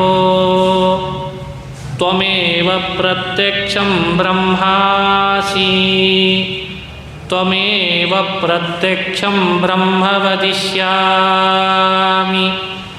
ಋತಂ ವದಿಷ್ಯಾಮಿ ಸತ್ಯಂ ವದಿಷ್ಯಾಮಿ. ಇದೆಲ್ಲ ಇಂದ್ರ ಮಾಡಿದ. ಹೇ ವಾಯೋ, ನಿನಗೆ ನಮಸ್ಕಾರ. ಸತ್ಯ ಹೇಳ್ತೇನೆ, ನೀನು ನಿಜವಾಗಲೂ ಪರಬ್ರಹ್ಮ. ನಿನ್ನ ವಿರೋಧ ಕಟ್ಕೊಳ್ಬಾರ್ದು. ನಿನ್ನ ಕುವರ ಈ ಆಂಜನೇಯ. ನಾನೇ ತಪ್ಪು ಮಾಡಿದ್ದೇನೆ, ವಜ್ರಾಯುಧ ಬೀಸಬಾರ್ದಾಗಿತ್ತು. ಮೊದಲು ಉಸಿರು ಬಿಡಪ್ಪ, ಮೊದಲು ಉಸಿರು ಬಿಡು, ಜೀವರೆಲ್ಲ ಬದುಕ್ತಾರೆ ಅಂತ ಬೇಡ್ಕೊಂಡಂತೆ ಇಂದ್ರ. ಆಗ ವಾಯು, ನನ್ನ ಮಗುವಿಗೆ ಹೀಗೆ ಮಾಡಿದೆ ಅಂತ ನಿನಗೆ ನನ್ನ ಶಕ್ತಿ ಏನು ಅಂತ ತೋರಿಸಿದೆ ಅಷ್ಟೇ. ಇನ್ನೊಂದು ಸಲ ಹೀಗೆ ಮಾಡಿದೆ, ಎಚ್ಚರಿಕೆ ಇರಲಿ ಅಂತ ಉಸಿರು ಬಿಟ್ಟಂತೆ ಎಲ್ಲರೂ ಉಸಿರಾಡಿಸ್ಲಿಕ್ಕೆ ಶುರು ಮಾಡಿದ್ರಂತೆ. ಆಂಜನೇಯನ ಶಕ್ತಿ ಅರ್ಥ ಆಯ್ತಾ? ವಾಯುವಿನ ಶಕ್ತಿ ಅಂತ ಏನು ಅಂತ ಅರ್ಥ ಆಯ್ತಾ? ಇದು ನೋಡಿ ವಾಯುವಿನ ಶಕ್ತಿ. ಅಂಥ ವಾಯು ಆಂಜನೇಯನಾಗಿ ಭೂಮಿಯ ಮೇಲೆ ಹುಟ್ಟಿದ. ಈ ಕಥೆಯನ್ನು ಕೆಲವರು ಹೇಗೆ ಹೇಳ್ತಾರೆ ಅಂದರೆ, ಆಂಜನೇಯ ಮಗುವಾದಾಗ ಸೂರ್ಯನನ್ನು ನೋಡಿದ, ಹಸಿವೆ ಭಾಳ ಆಗಿತ್ತು, ಸೂರ್ಯನನ್ನು ನೋಡಿ ಅವನಿಗೆ ದಾಳಿಂಬ್ರೆ ಕಂಡಾಗ ಕಾಣಿಸ್ತು ಅಂತ ಕಥೆ. ಸೂರ್ಯ ದಾಳಿಂಬ್ರೆ ಕಂಡಾಗ ಕಣ್ಣಂತೆ ಆಂಜನೇಯ ದಾಳಿಂಬ್ರೆ ತಿನ್ನೋಣ ಅಂತ ತಾನು ಆಕಾಶಕ್ಕೆ ಹಾರಿಬಿಟ್ಟ. ಸೂರ್ಯನನ್ನು ತಿಂತಾನೇನೋ ಇವನು ದಾಳಿಂಬ್ರೆ ಅಂತ ಅಂದ್ಕೊಂಡು ಅಂತ ಆಂಜನೇಯನ ಮೇಲೆ ಇಂದ್ರ ಬಂದು ವಜ್ರಾಯುಧ ಹಾಕಿದ ಅಂತ ಕತೆ ಹೇಳಿಬಿಡ್ತಾರೆ. ವಜ್ರಾಯುಧ ಯಾವಾಗ ಬೀಸಿದ್ನೋ ಆಂಜನೇಯನ ಗದ್ದ ದಪ್ಪ ಆಗಿಬಿಡ್ತು. ಅದಕ್ಕೆ ನೋಡ್ರಿ, ಎಲ್ಲೆಲ್ಲ ಆಂಜನೇಯನ ದೇವಸ್ಥಾನ ಇರ್ತದೆ ಅಲ್ಲೆಲ್ಲ ದಪ್ಪ ಆಗಿದೆ. ಯಾಕೆ? ಇಂದ್ರ ವಜ್ರಾಯುಧ ಬೀಸಿದಾಗಿಂದ ಗದ್ದ ದಪ್ಪ ಆಗಿಬಿಡ್ತಂತೆ. ಅಲ್ಲ, ಉಳಿದ ಕೋತಿಗಳಿಗೆಲ್ಲವೂ ಗದ್ದ ದಪ್ಪನೇ ಇರ್ತದಲ್ಲ, ಅವಾಗೆಲ್ಲ ವಜ್ರಾಯುಧ ಹಾಕಿದಾನ ಇಂದ್ರ? ಕೋತಿಗಳು ಇರೋದೇ ಚಂದ, ಅವುಗಳ ಗದ್ದ ಹಾಗೇ ಇರ್ತಾರದು. ಸ್ವಾಭಾವಿಕವಾಗಿ ಹುಟ್ಟಿದಾಗಲೇ ಕೆಂಪಾದ ಗದ್ದ, ಅದು ದಪ್ಪ ಗದ್ದ, ಅದು ಇರೋದೇ ಹಾಗೆ ಕೆನ್ನೆ, ಅದು ವ್ಯತ್ಯಾಸ ಇರಲ್ಲ. ಅದು ವಜ್ರಾಯುಧದಿಂದ ಆದದ್ದು ಅಲ್ಲ. ಆದರೆ ಕಥೆ ಮಾತ್ರ ಮಿಸ್ಗೈಡ್ ಮಾಡ್ತಾ ಇದ್ದಾರೆ. ಇದನ್ನು ತಿಳ್ಕೊಳ್ಬೇಕು ನೀವು. ಇಂದ್ರನಿಗಿಂತ ಬಹಳ ಎತ್ತರದಲ್ಲಿದ್ದಾನೆ ಆಂಜನೇಯ. ಇಂದ್ರನ ಹೊಡೆತ ಅವನಿಗೇನು ಮಾಡಲಿಕ್ಕಾಗಲ್ಲ. ಇದು ನಿಜವಾದ ಆಂಜನೇಯನ ಕಥೆ ಕೇಳಬೇಕಾದ ರೀತಿ. ಹೀಗೆ ತಿಳ್ಕೊಳ್ಬೇಕು. ಆಂಜನೇಯನಲ್ಲಿ ಎಷ್ಟೆಲ್ಲ ಗುಣಗಳಿದ್ದಾವೆ. ಯಾಕೆ ಅವನನ್ನು ಕಂಡ್ರೆ ರಾಮಚಂದ್ರನಿಗೆ ಎಷ್ಟು ಪ್ರೀತಿ? ಅಷ್ಟು ಪ್ರೀತಿ ಯಾಕೆ? ಬುದ್ಧಿರ್ಬಲಂ ಯಶೋಧೈರ್ಯಂ ನಿರ್ಭಯತ್ವಂ ಅರೋಗತಾ ಅಜಾಡ್ಯಂ ವಾಕ್ಪಟುತ್ವಂಚ ಹನುಮತ್ ಸ್ಮರಣಾತ್ ಭವೇತ್. ಇದೆಲ್ಲ ಹನುಮಂತನ ಕಥೆ. ಬುದ್ಧಿ, ಹನುಮಂತನಲ್ಲಿದ್ದಷ್ಟು ಬುದ್ಧಿ ಯಾರಲ್ಲೂ ಇಲ್ಲ ಅಲ್ಲ. ಎಲ್ರಿಗೂ ಬುದ್ಧಿ ಗುಣ ಇದ್ದೇ ಇದೆ. ಬುದ್ಧಿ ಅನ್ನೋದೊಂದು ಗುಣ ಎಲ್ಲರಲ್ಲೂ ಇರ್ತದೆ. ಆದರೆ ಹನುಮಂತನಲ್ಲಿರುವಷ್ಟು ಬುದ್ಧಿ ಇನ್ಯಾರಲ್ಲಿಲ್ಲ. ಅವನ ಬುದ್ಧಿಶಕ್ತಿ ಎಷ್ಟು ಅಂತ ನೀವು ನೋಡಬೇಕು. ರಾಮಾಯಣದ ಕಿಷ್ಕಿಂಧಾಕಾಂಡ ಮತ್ತು ಸುಂದರಕಾಂಡ, ಯುದ್ಧಕಾಂಡ, ರಾಮಾಯಣದ ಒಟ್ಟು ಕಾಂಡಗಳು 7. ರಾಮಾಯಣದಲ್ಲಿ ಮೊದಲನೇ ಕಾಂಡ ಯಾವುದು? ಬಾಲಕಾಂಡ. ಎರಡನೇ ಕಾಂಡ ಅಯೋಧ್ಯಾಕಾಂಡ, ಅಯೋಧ್ಯೆ, ಅಲ್ಲಿ ರಾಮ ಇದ್ದದ್ದು ಮೊದಲಾದವುಗಳನ್ನು ಹೇಳ್ತದೆ, ಅದು ಅಯೋಧ್ಯಾಕಾಂಡ. ಮೂರನೇ ಕಾಂಡ ಅರಣ್ಯಕಾಂಡ, ರಾಮ ಕಾಡಿನಲ್ಲಿ ವಾಸ ಮಾಡ್ತಾ ಬಂದ ಅಂತ ಹೇಳೋದು ಅರಣ್ಯಕಾಂಡ. ನಾಲ್ಕನೇ ಕಾಂಡ ಕಿಷ್ಕಿಂಧಾಕಾಂಡ. ಕಿಷ್ಕಿಂಧಾಕಾಂಡ ಬಹಳ ಅದ್ಭುತ. 5ನೇದ್ದು ಸುಂದರಕಾಂಡ, ಅದು ಹನುಮನ ಚರಿತ್ರೆಯನ್ನೇ ಹೇಳುವ ಕಾಂಡ, ಆದ್ದರಿಂದ ಸುಂದರಕಾಂಡ. ಯಾಕೆ ಅಂದರೆ ಹನುಮನಿಗೆ ಸುಂದರ ಅಂತ ಹೆಸರಿದೆ ಅಂತ. ಬಹಳ ಜನರಿಗೆ ಗೊತ್ತಿಲ್ಲ. ವಾಲ್ಮೀಕಿಗಳು ಹೇಳ್ತಾರೆ, ಸುಂದರ ಅಂದರೆ ನಾವೆಲ್ಲ ಯಾರನ್ನು ಹೇಳ್ತೇವೆ?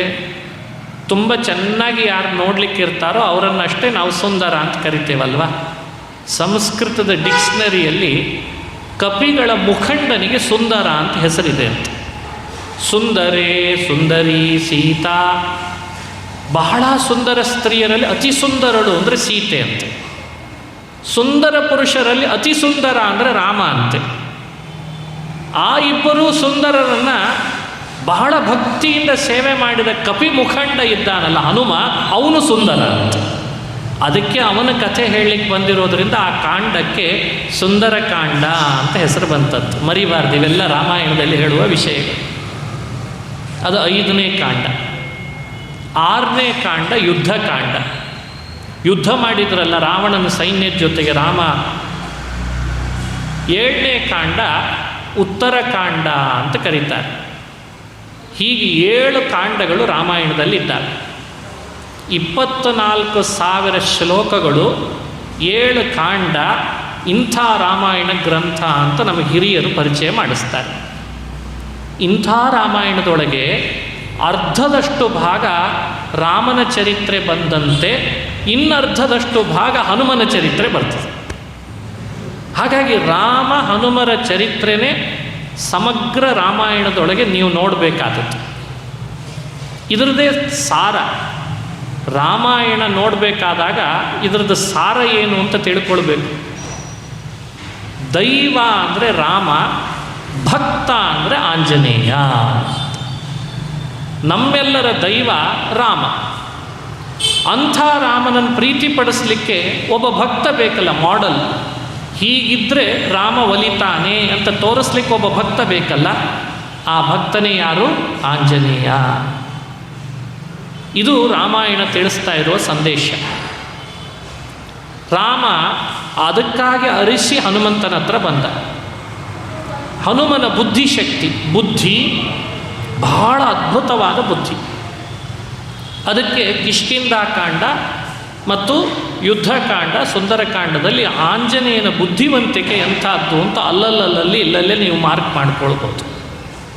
ಬಲ, ಆಂಜನೇಯನ ಬಲ ಎಂಥದ್ದು ಗೊತ್ತೇನು?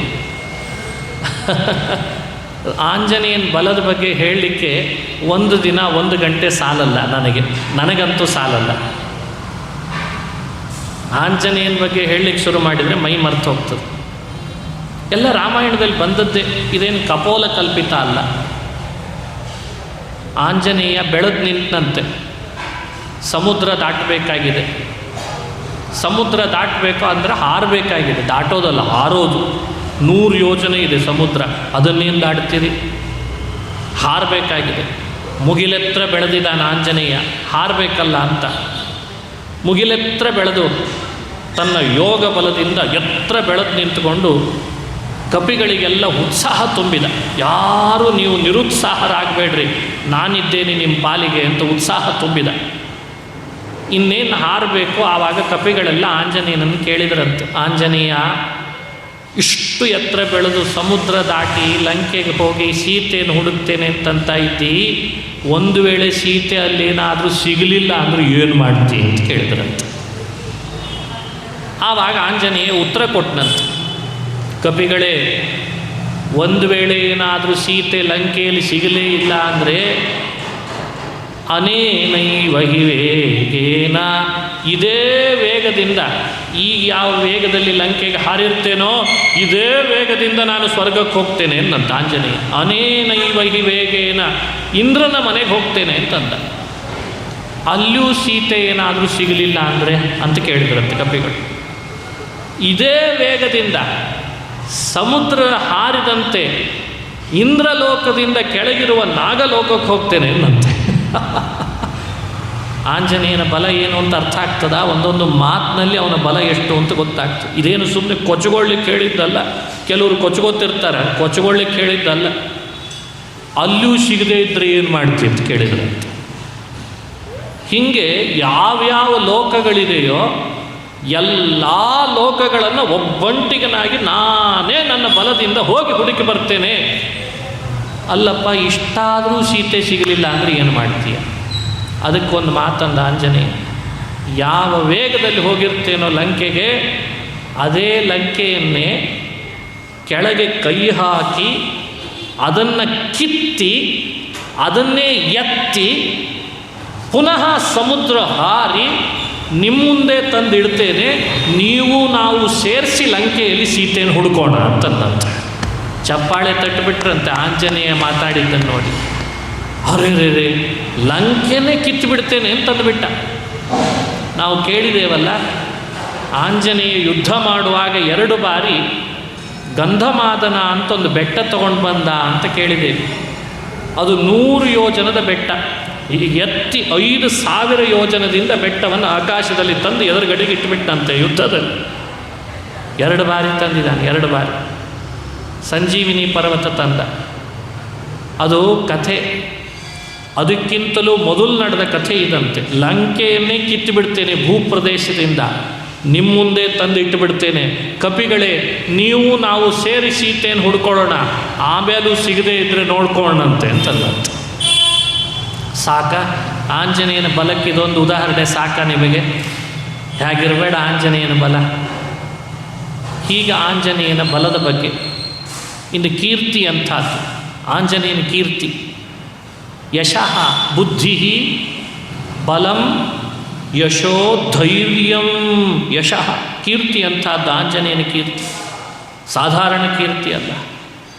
ದೇವತೆಗಳು ಕೂಡ ಆಂಜನೇಯನ ಕೀರ್ತಿಯನ್ನು ಇವತ್ತಿಗೂ ದೇವಲೋಕದಲ್ಲಿ ಚರ್ಚೆ ಮಾಡ್ತಾರಂತೆ. ನಾನು ಆವಾಗ ಉದಾಹರಣೆ ಕೊಡ್ತೀನಿ. ಇತ್ತೀಚೆಗೆಲ್ಲ ಉದಾಹರಣೆ ಬಹಳ ಸುಲಭ ಆಗಿದೆ. ಈಗ ರೀಲ್ಸ್ ಅಂತ ಮಾಡಿ ಮೊಬೈಲ್ನಲ್ಲಿ ಬಿಡ್ತಾರೆ, ಏನೋ ಒಂದಿಷ್ಟು ಹೇಳಿ. ಹಾಗೆ ದೇವಲೋಕದಲ್ಲೂ ರೀಲ್ಸ್ಗಳಿದ್ದಾವಂತೆ. ಏನು ರೀಲ್ಸು ಅಂದರೆ ಆಂಜನೇಯನ ಚರಿತ್ರೆನೇ ರೀಲ್ಸ್ ಅಂತ. ಆಂಜನೇಯ ಸಮುದ್ರ ಹಾರುವಾಗ ಸುರಸೆ ಬಂದು ಹೇಗವಳನ್ನು ಥಳಿಸಿದ, ಮೈನಾಕ ಬಂದ ಹೇಗವನನ್ನು ಆಲಿಂಗಿಸಿದ, ರಾಕ್ಷಸರು ಬಂದರು ಹೇಗವರನ್ನು ಥಳಿಸಿದ, ಅಕ್ಷಕುಮಾರ ಬಂದ ಹೇಗವನನ್ನು ಕೊಂದ. ಇಂಥ ಕಥೆಗಳನ್ನು ದೇವತೆಗಳು ಯಾವಾಗಲೂ ಆಂಜನೇಯನ ಬಗ್ಗೆ ಹೇಳ್ತಾ ಇರ್ತಾರಂತೆ ಇವತ್ತಿಗೂ. ಅಂದರೆ ಕೀರ್ತಿ ಬರೀ ಭೂಲೋಕದಲ್ಲಿ ಅಷ್ಟೇ ಅಲ್ಲ, ಆಂಜನೇಯನ ಬಗ್ಗೆ ದೇವಲೋಕ ತಲುಪಿದೆ ಅಂತಂದರೆ ಆಂಜನೇಯನ ಕೀರ್ತಿ ಎಷ್ಟು ಎತ್ತರ ಇದೆ ಅಂತ ಯೋಚನೆ ಮಾಡಿ. ಯಶಃ ಧೈರ್ಯಂ. ಧೈರ್ಯಂ ಆಂಜನೇಯನ ಧೈರ್ಯ ಅಂತ. ಧೈರ್ಯ ಅಂತ ಯಾವುದಕ್ಕೆ ಕರೀತಾರೆ? ಧೈರ್ಯ ಅಂತ ಯಾವುದನ್ನು ಕರಿಬೇಕು ಅಂತ ಗೊತ್ತಿರಬೇಕು ನಿಮಗೆ. ಧೀರ ಧೀರ ಅಂತ ಶಬ್ದ ಕೇಳ್ತಿರ್ತೇವಲ್ಲ, ಯಾರನ್ನ ಧೀರ ಅಂತ ಕರಿಬೇಕು? ವಿಕಾರ ಹೇತೋ ಸತಿ ವಿಕ್ರಿಯಂತೆ ಯೇಷಾಂ ನ ಚೇತಾಂಸಿ ತಯೇವ ಧೀರಾಃ. ಅವರನ್ನು ಧೀರ ಧೈರ್ಯಶಾಲಿ ಅಂತ ಕರಿಬೇಕಂತ. ಯಾರನ್ನ ಅಂದರೆ ಮನಸ್ಸಿಗೆ ವಿಕಾರ ಆಗೋ ಸಂದರ್ಭಗಳು ಭಾಳ ಇರ್ತವೆ. ಆದರೂ ಮನಸ್ಸು ವಿಕಾರಕ್ಕೆ ಒಳಗಾಗಲ್ಲಲ್ಲ ಯಾರ ಮನಸ್ಸು, ಅವರನ್ನು ಏನಂತ ಕರಿಬೇಕಂತೆ? ಧೀರ ಅಂತ ಕರಿಬೇಕಂತೆ. ಎದುರುಗಡೆಗೆಲ್ಲ ಇದೆ ವಿಕಾರ ಆಗ್ಲಿಕ್ಕೆ ಬೇಕಾದದ್ದೆಲ್ಲ, ಆದರೆ ಮನಸ್ಸು ಮಾತ್ರ ಏನು ಮಾಡಿದರೂ ಅವುಗಳನ್ನು ಬಯಸಲ್ಲ, ಅವುಗಳನ್ನು ಬೇಕು ಅಂತಲ್ಲ. ಆಂಜನೇಯ ಅಂಥ ಧೀರ ಅಂತ. ಅವನು ಲಂಕೆಗೆ ಹಾರಿದ್ದ. ಲಂಕಾಪಟ್ಟಣದಲ್ಲಿ ಹಾರಿದಾಗ ರಾತ್ರಿ ಆಗಿತ್ತು. ರಾತ್ರಿ ಆದಾಗ ರಾಕ್ಷಸರು ರಾಕ್ಷಸಿಯರು ಸೇರಿ ಹೆಂಡ ಕುಡಿತಾ ಇದ್ರು, ಮದ್ಯಪಾನ ಮಾಡ್ತಾಯಿದ್ರು, ಅಶ್ಲೀಲವಾಗಿ ಮಾತನಾಡ್ತಾ ಇದ್ರು, ಅಸಹ್ಯವಾಗಿದ್ದರು. ಬಟ್ಟೆಗಳೆಲ್ಲ ಕಳಚಿ ಬಿದ್ದೋಗಿತ್ತು. ರತಿಯಲ್ಲಿದ್ದರು ಕೆಲವರು. ಎಲ್ಲ ಆಂಜನೇಯ ಸೀತೆಯನ್ನು ಹುಡುಕುವಾಗ ಕಣ್ಣಿಗೆ ಬೀಳ್ತಾ ಇದೆ. ಎಷ್ಟು ಅಶ್ಲೀಲ, ಎಷ್ಟು ಅಸಹ್ಯ. ಮಾಂಸಗಳನ್ನು ತಿಂದು ತೇಗಿದ್ದೇನು, ಮದ್ಯಪಾನ ಮಾಡಿದ್ದೇನು, ಅಶ್ಲೀಲ ಮಾತುಗಳನ್ನು ಆಡಿದ್ದೇನು, ಎಲ್ಲ ಆಂಜನೇಯ ನೋಡಲೇಬೇಕಾಯ್ತು. ಸೀತೆಯನ್ನು ಹುಡುಕಬೇಕಲ್ಲ, ಮತ್ತೆ ಹುಡುಕೋ ಕೆಲಸ ಅಷ್ಟು ಸುಲಭನೇನು? ಇವೆಲ್ಲ ಹೀಗಾದಾಗ ಆಂಜನೇಯನ ಮನಸ್ಸಿನಲ್ಲಿ ಒಂದು ಸ್ವಲ್ಪ ಆದರೂ ಅಳಕು ಬರಬೇಕು. ಬಾ, ಎಂಥ ಮದ್ಯ ರಾಕ್ಷಸರು ಕುಡಿಯುವಂಥದ್ದು ಎಷ್ಟು ರುಚಿ ಇರ್ತದೆ ಅಂತ ಸ್ವಲ್ಪ ಆದರೂ ಅದರ ಬಗ್ಗೆ ಬರಬೇಕು. ಕೇಳಿದರೆ ರೋಮಾಂಚನ ಆಗ್ತದೆ. ಅಲ್ಲಲ್ಲಿ ಕುಡಿದ ಪಾತ್ರೆಗಳು ಹಾಗಾಗೆ ಬಿದ್ದಿದ್ದಾವೆ. ಮಧ್ಯದ ದೊಡ್ಡ ಮಡಿಕೆಗಳು ಇದ್ದಾವೆ. ಸ್ವಲ್ಪವೂ ಕುಡಿಯುವ ಮನಸ್ಸು ಬರಲಿಲ್ಲ, ಮಾಂಸ ತಿನ್ನುವ ಮನಸ್ಸು ಬರಲಿಲ್ಲ, ಅಶ್ಲೀಲದ ಮಾತುಗಳು ತನ್ನ ಬಾಯಲ್ಲಿ ಬರುವಂತೆ ಮಾಡಲಿಲ್ಲ. ಅಸಹ್ಯಕರವಾದ ಆ ರಾಕ್ಷಸರು ಇದ್ದರೂ ಕೂಡ ಅವರನ್ನು ತಾನು ಮಾತ್ರ ತನ್ನ ಇಂದ್ರಿಯಗಳನ್ನು ಹರಿಬಿಡದೆ ಹಾಗೇ ನಿಯಂತ್ರಣ ಇಟ್ಟುಕೊಂಡಿದ್ದಂತೆ. ಮನಸ್ಸಿನಿಂದ ನಿಯಂತ್ರಣ, ಇದನ್ನು ತಾನೇ ಯೋಚನೆ ಮಾಡಿದ ಅಂತ ವಾಲ್ಮೀಕಿ ಋಷಿಗಳು ಹೇಳ್ತಾರೆ. ನಾನೊಬ್ಬ ಬ್ರಹ್ಮಚಾರಿಯಾಗಿ ಈ ರಾಕ್ಷಸರು ಕೂಡೋದನ್ನು ಕಾಣ್ತಾ ಇದ್ದೇನಲ್ಲ, ನನ್ನ ಬ್ರಹ್ಮಚರ್ಯ ಹಾಳಾಗಿ ಹೋಯ್ತಲ್ಲ ಅಂತ ಮನಸ್ಸಿನಲ್ಲಿ ಯೋಚನೆ ಬಂತಂತವನು. ತಾನೇ ಸೆಲ್ಫ್, ಯಾವತ್ತೂ ಮನುಷ್ಯ ತನ್ನ ಬಗ್ಗೆ ತಾನೇ ಯೋಚನೆ ಮಾಡಬೇಕು. ತಾನೇನು ಮಾಡ್ತಾ ಇದ್ದೇನೆ, ಸರಿನಾ ತಪ್ಪಾ ಅಂತ ಆವಾಗ ಸಿಂಹಾವಲೋಕನ ಅಂತ ಕರೀತಾರೆ ಇದಕ್ಕೆ ಸಂಸ್ಕೃತದಲ್ಲಿ. ಸಿಂಹ 2 ಹೆಜ್ಜೆ ಮುಂದಿಟ್ಟು ಕೂಡಲೇ ಒಂದು ಸಲ ಹಿಂತಿರುಗಿ ನೋಡ್ತದಂತೆ ಯಾರಾದರೂ ಬಂದ್ರ ಅಂತ. ಹಾಗೆ ನಮ್ಮ ಬದುಕಿನಲ್ಲಿ ನಾವು ಯಾವಾಗಲೂ ಸ್ವಲ್ಪ ಮುಂದೆ ಹೋದ ಕೂಡಲೇ ಒಂದು ಸಲ ಹಿಂದೆ ತಿರುಗಬೇಕು. ನಮ್ಮಿಂದ ಏನಾದರೂ ತಪ್ಪು ನಡೀತಾ ಇದೆನಾ, ನಾವು ಹೋಗ್ತಿರೋ ದಾರಿ ಸರಿ ಇದೆನಾ, ನಮ್ಮ ಹೆಜ್ಜೆ ಸರಿ ಇದೆನಾ ಇಲ್ವಾ, ನಮ್ಮ ಹೆಜ್ಜೆಯಿಂದ ಇನ್ನೊಬ್ಬರಿಗೆ ತೊಡಕಾಗ್ತಾ ಇದೆನಾ, ಎಲ್ಲ ಯೋಚನೆ ಮಾಡಿ ಹೆಜ್ಜೆ ಇಡಬೇಕು. ಸ್ಟೆಪ್ ತಗೊಳ್ಳುವಾಗ ಸರಿಯಾದ ಸ್ಟೆಪ್ ತಗೊಳ್ಬೇಕು. ಆಂಜನೇಯ ಅದನ್ನು ಮಾಡ್ತಾನೆ. ಇದಕ್ಕೆ ಆತ್ಮಾವಲೋಕನ ಅಂತ ಹಿರಿಯರು ಕರೀತಾರೆ. ಹಿಂದಿನವರು ಆತ್ಮಾವಲೋಕನದಲ್ಲಿ ಬಹಳ ಒತ್ತು ಕೊಡ್ತಾ ಇದ್ರು. ಅದಕ್ಕೆ ಒಂದು ಡೈರಿ ಅಂತ ಬರೀತಾ ಇದ್ರು. ನಿಮಗೆಲ್ಲ ಸಾಧ್ಯವಾದರೆ ಒಂದು ಚಿಕ್ಕ ಡೈರಿ ಬರೆಯೋ ಅಭ್ಯಾಸ ಮಾಡಿಕೊಳ್ಳಿ. ಅದು ನಮ್ಮ ತಿದ್ದುಪಡಿ ಮಾಡಲಿಕ್ಕೆ ಕಾರಣ ಆಗ್ತದೆ. ಮುಂದೆ ನಾವು ತಗೊಳ್ಳೋ ನಿರ್ಧಾರಕ್ಕೆ ಅದು ಅನುಕೂಲ ಆಗ್ತದೆ. ಆಂಜನೇಯ ಅದನ್ನು ಮಾಡಿದ. ತಾನು ಇಷ್ಟೆಲ್ಲ ಸೀತೆಯನ್ನು ಹುಡುಕೋ ನೆಪದಲ್ಲಿ ನೋಡಬಾರ್ದು ನೋಡಿ, ಕೇಳಬಾರ್ದು ಕೇಳಿ ಎಲ್ಲ ಬಂದ. ತನ್ನನ್ನು ತಾನು ಆಲೋಚನೆ ಮಾಡಿದ. ಅಯ್ಯಯ್ಯೋ ಎಂಥ ತಪ್ಪಾಗೋಯ್ತು ನನ್ನಿಂದ. ಆಮೇಲೆ ತಾನೇ ನಿರ್ಧಾರ ಮಾಡಿದ, ನನ್ನ ಕಣ್ಣು ನೋಡಿರ್ಬೋದು, ಮನಸ್ಸು ಬಯಸಿಲ್ಲ, ಅಂದಮೇಲೆ ನಾನು ಸರಿ ಇದ್ದೇನೆ ಅಂತಂದಂತ.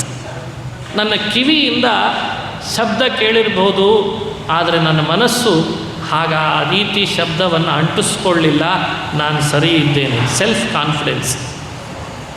ಆಂಜನೇಯ ಅಂದರೆ ಆತ್ಮಸ್ಥೈರ್ಯ, ಆಂಜನೇಯ ಅಂದರೆ ಧೈರ್ಯ, ಆಂಜನೇಯ ಅಂದರೆ ಬುದ್ಧಿಶಕ್ತಿ, ಆಂಜನೇಯ ಅಂದರೆ ಸ್ಥಿರತೆ.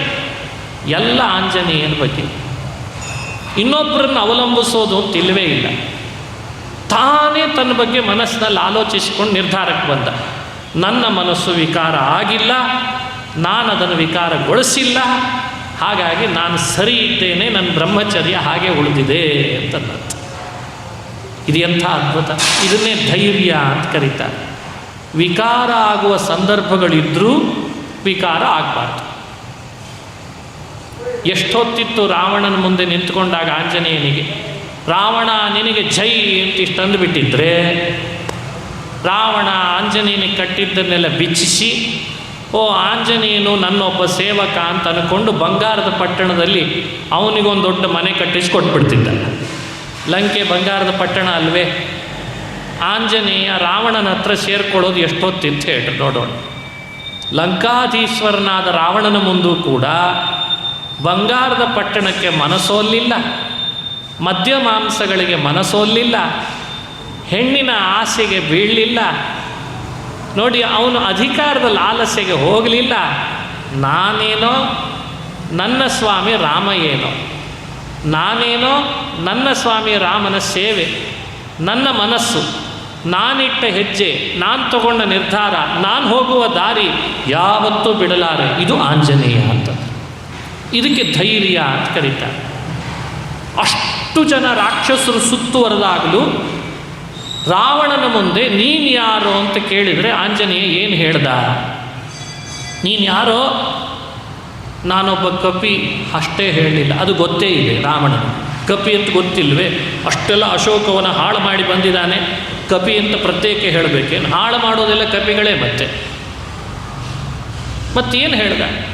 ನಾನೊಬ್ಬ ರಾಮನ ದೂತ ಅಂತ ಹೇಳ್ಕೊಡ್ಬಂತು. ಇದು ಧೈರ್ಯ. ಅರೆ, ಏಕಾಕೀ ಕಿಲಯಶ್ಚಕ್ರೆ, ಒಬ್ಬಂಟಿಗನಾಗಿ ಯಾರ ಸಹಾಯವೂ ಇಲ್ಲದಿದ್ದಾಗ ಅಷ್ಟು ಲಕ್ಷ ಲಕ್ಷ ರಾಕ್ಷಸರ ಸಮೂಹದ ಮಧ್ಯದಲ್ಲಿ ಎಲ್ಲರೂ ಬಂದು ಸೇರಿ ರಾಕ್ಷಸರು ಬಂಧನ ಮಾಡಿ ರಾವಣನ ಮುಂದೆ ನಿಲ್ಲಿಸಿದಾಗಲೂ ಕೂಡ ಯಾರೋ ನೀನು ಅಂತ ಕೇಳಿದರೆ ನಾನೊಬ್ಬ ರಾಮನ ದೂತ ಅಂತಾನಲ್ವಾ, ಇದು ಧೈರ್ಯ ಅಂತ ಹೇಳ್ತಾರೆ. ಇದು ಧೈರ್ಯ. ಬೇರೆಯವರಾಗಿದ್ದರೆ ಅರೇ ನಂದೇನೋ ತಪ್ಪಾಗಿದೆ, ನಾನು ರಾಮನ ಬಗ್ಗೆ ಇಷ್ಟು ದಿವಸ ಭಾಳ ಒಲವಿಟ್ಕೊಂಡಿದ್ದೆ, ಈಗ ನಾನು ಪಕ್ಷಾಂತರ ಮಾಡ್ತೇನೆ, ಹಿಂಗೆ ಅಂದ್ಬಿಡ್ತಿದ್ದೆ. ಈಗೆಲ್ಲ ಪಕ್ಷಾಂತರ ಅಂತ ಬಹಳ ಬೇಗ ಗೊತ್ತಾಗ್ತದೆ ನಿಮಗೆ. ಅಧಿಕಾರದಲ್ಲಿ ಯಾವ ಪಕ್ಷ ಇರ್ತದೋ ಆ ಪಕ್ಷ ಸೇರ್ಕೊಂಬಿಡಿ. ಅಲ್ಲಿ ಯಾವ ನೈತಿಕತೆ ಇರಬೇಕು ಅಂತೇನಿಲ್ಲ. ಇದ್ರ ಬಗ್ಗೆ ಹೆಚ್ಚು ಮಾತಾಡೋದು ಬೇಡ, ಅದೇ ನಡೆದುಬಿಡೋದು ಈಗೆಲ್ಲ ದೇಶದಲ್ಲಿ. ಹನುಮಂತ ಆ ಥರ ಅಲ್ಲ. ನಾನು ಹಿಡಿದಿದ್ದೇ ರಾಮನ ಪಕ್ಷ, ನಾನು ಮಾಡೋದೇ ರಾಮನ ಸೇವೆ, ನನ್ನ ಎಲ್ಲ ಜೀವನ ಇರೋದೇ ರಾಮನಿಗಾಗಿ. ರಾಕ್ಷಸರ ಪಟ್ಟಣದಲ್ಲಿ ಹೋಗಿಯೂ ಕೂಡ ರಾಮನೇ ನನ್ನ ದೇವರು ಅಂತ ಹೇಳ್ಕೊಂಡಲ್ಲ, ಇದು ಧೈರ್ಯ ಅಂತ ಹೇಳ್ತಾರೆ. ಇದೇನಾ ಇಂಥ ಧೈರ್ಯ? ಯಾರಿಗಿದೆ ಇಂಥ ಧೈರ್ಯ? ಇವುಗಳನ್ನು ನೀವು ಅನಾಲಿಸಿಸ್ ಮಾಡಬೇಕು ರಾಮಾಯಣದೊಳಗೆ. ಬುದ್ಧಿ, ಬಲಂ, ಯಶಃ, ಧೈರ್ಯಂ. ಯಶಃ ಧೈರ್ಯಂ ಅಂದರೆ ವಿವರಣೆ ಕೊಟ್ಟು. ಯಶೋ ಧೈರ್ಯಂ ಅಂತಂದರೆ ಇಷ್ಟ ಅರ್ಥ.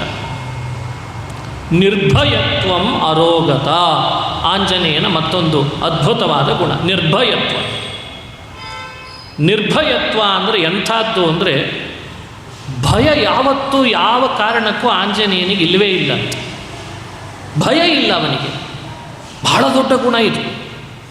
ಕೆಲವರಿಗೆ ಭಯ ಒಳಗೆ ಆಗ್ತಿರ್ತದೆ, ಯಾರಾದರೂ ಏನಾದರೂ ಅಂದುಬಿಡ್ತಾರ ಅಂತ ನಿರ್ಭಯರಾಗಿ ನಾಟಕ ಮಾಡ್ತಿರ್ತಾರೆ.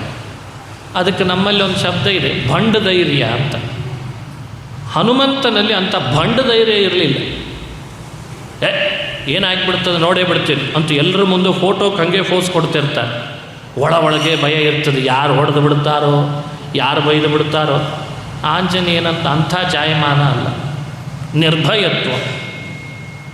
ಅವನ ನಿರ್ಭಯತೆಗೆ ಒಂದು ನಿದರ್ಶನ ಹೇಳ್ತಾರೆ ರಾಮಾಯಣದೊಳಗೆ. ಇನ್ನೂ ತುಂಬ ಇದೆ, ಸ್ವಲ್ಪ ನಿಮ್ಮ ಜೊತೆಯಲ್ಲಿ ಹಂಚಿಕೊಳ್ಳೋಣ ಅಂತ ಅಷ್ಟೇ. ನಾನು ರಾಮನಿಗೆಷ್ಟು ಪ್ರೀತಿ ಅಂತ ಗೊತ್ತಾಗಬೇಕಲ್ಲ ನಿಮಗೆ. ಇದೆಲ್ಲ ಇತ್ತು, ಅದಕ್ಕೆ ರಾಮ ಅಷ್ಟು ಪ್ರೀತಿಸ್ತಿದ್ದ ಹನುಮಂತನನ್ನು. ಆ ನಿರ್ಭಯತೆಗೆ ಉದಾಹರಣೆ ನೋಡಬೇಕು ನೀವೆಲ್ಲ.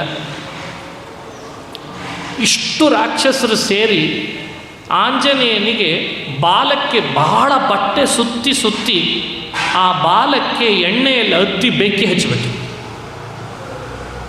ಬೆಂಕಿ ಹಚ್ಚೋ ತನಕನೂ ಕೂಡ ಸುಮ್ಮನೆ ನಿಂತಿದ್ದಂತೆ. ಸುಮ್ಮನೆ ನಿಂತಿದ್ದ ಅಲ್ರಿ. ಬೆಂಕಿ ಹಚ್ಚುವಾಗ ಯಾರಾದರೂ ಸುಮ್ಮನೆ ನಿಂತದ್ದು ನೋಡಿದರೆ?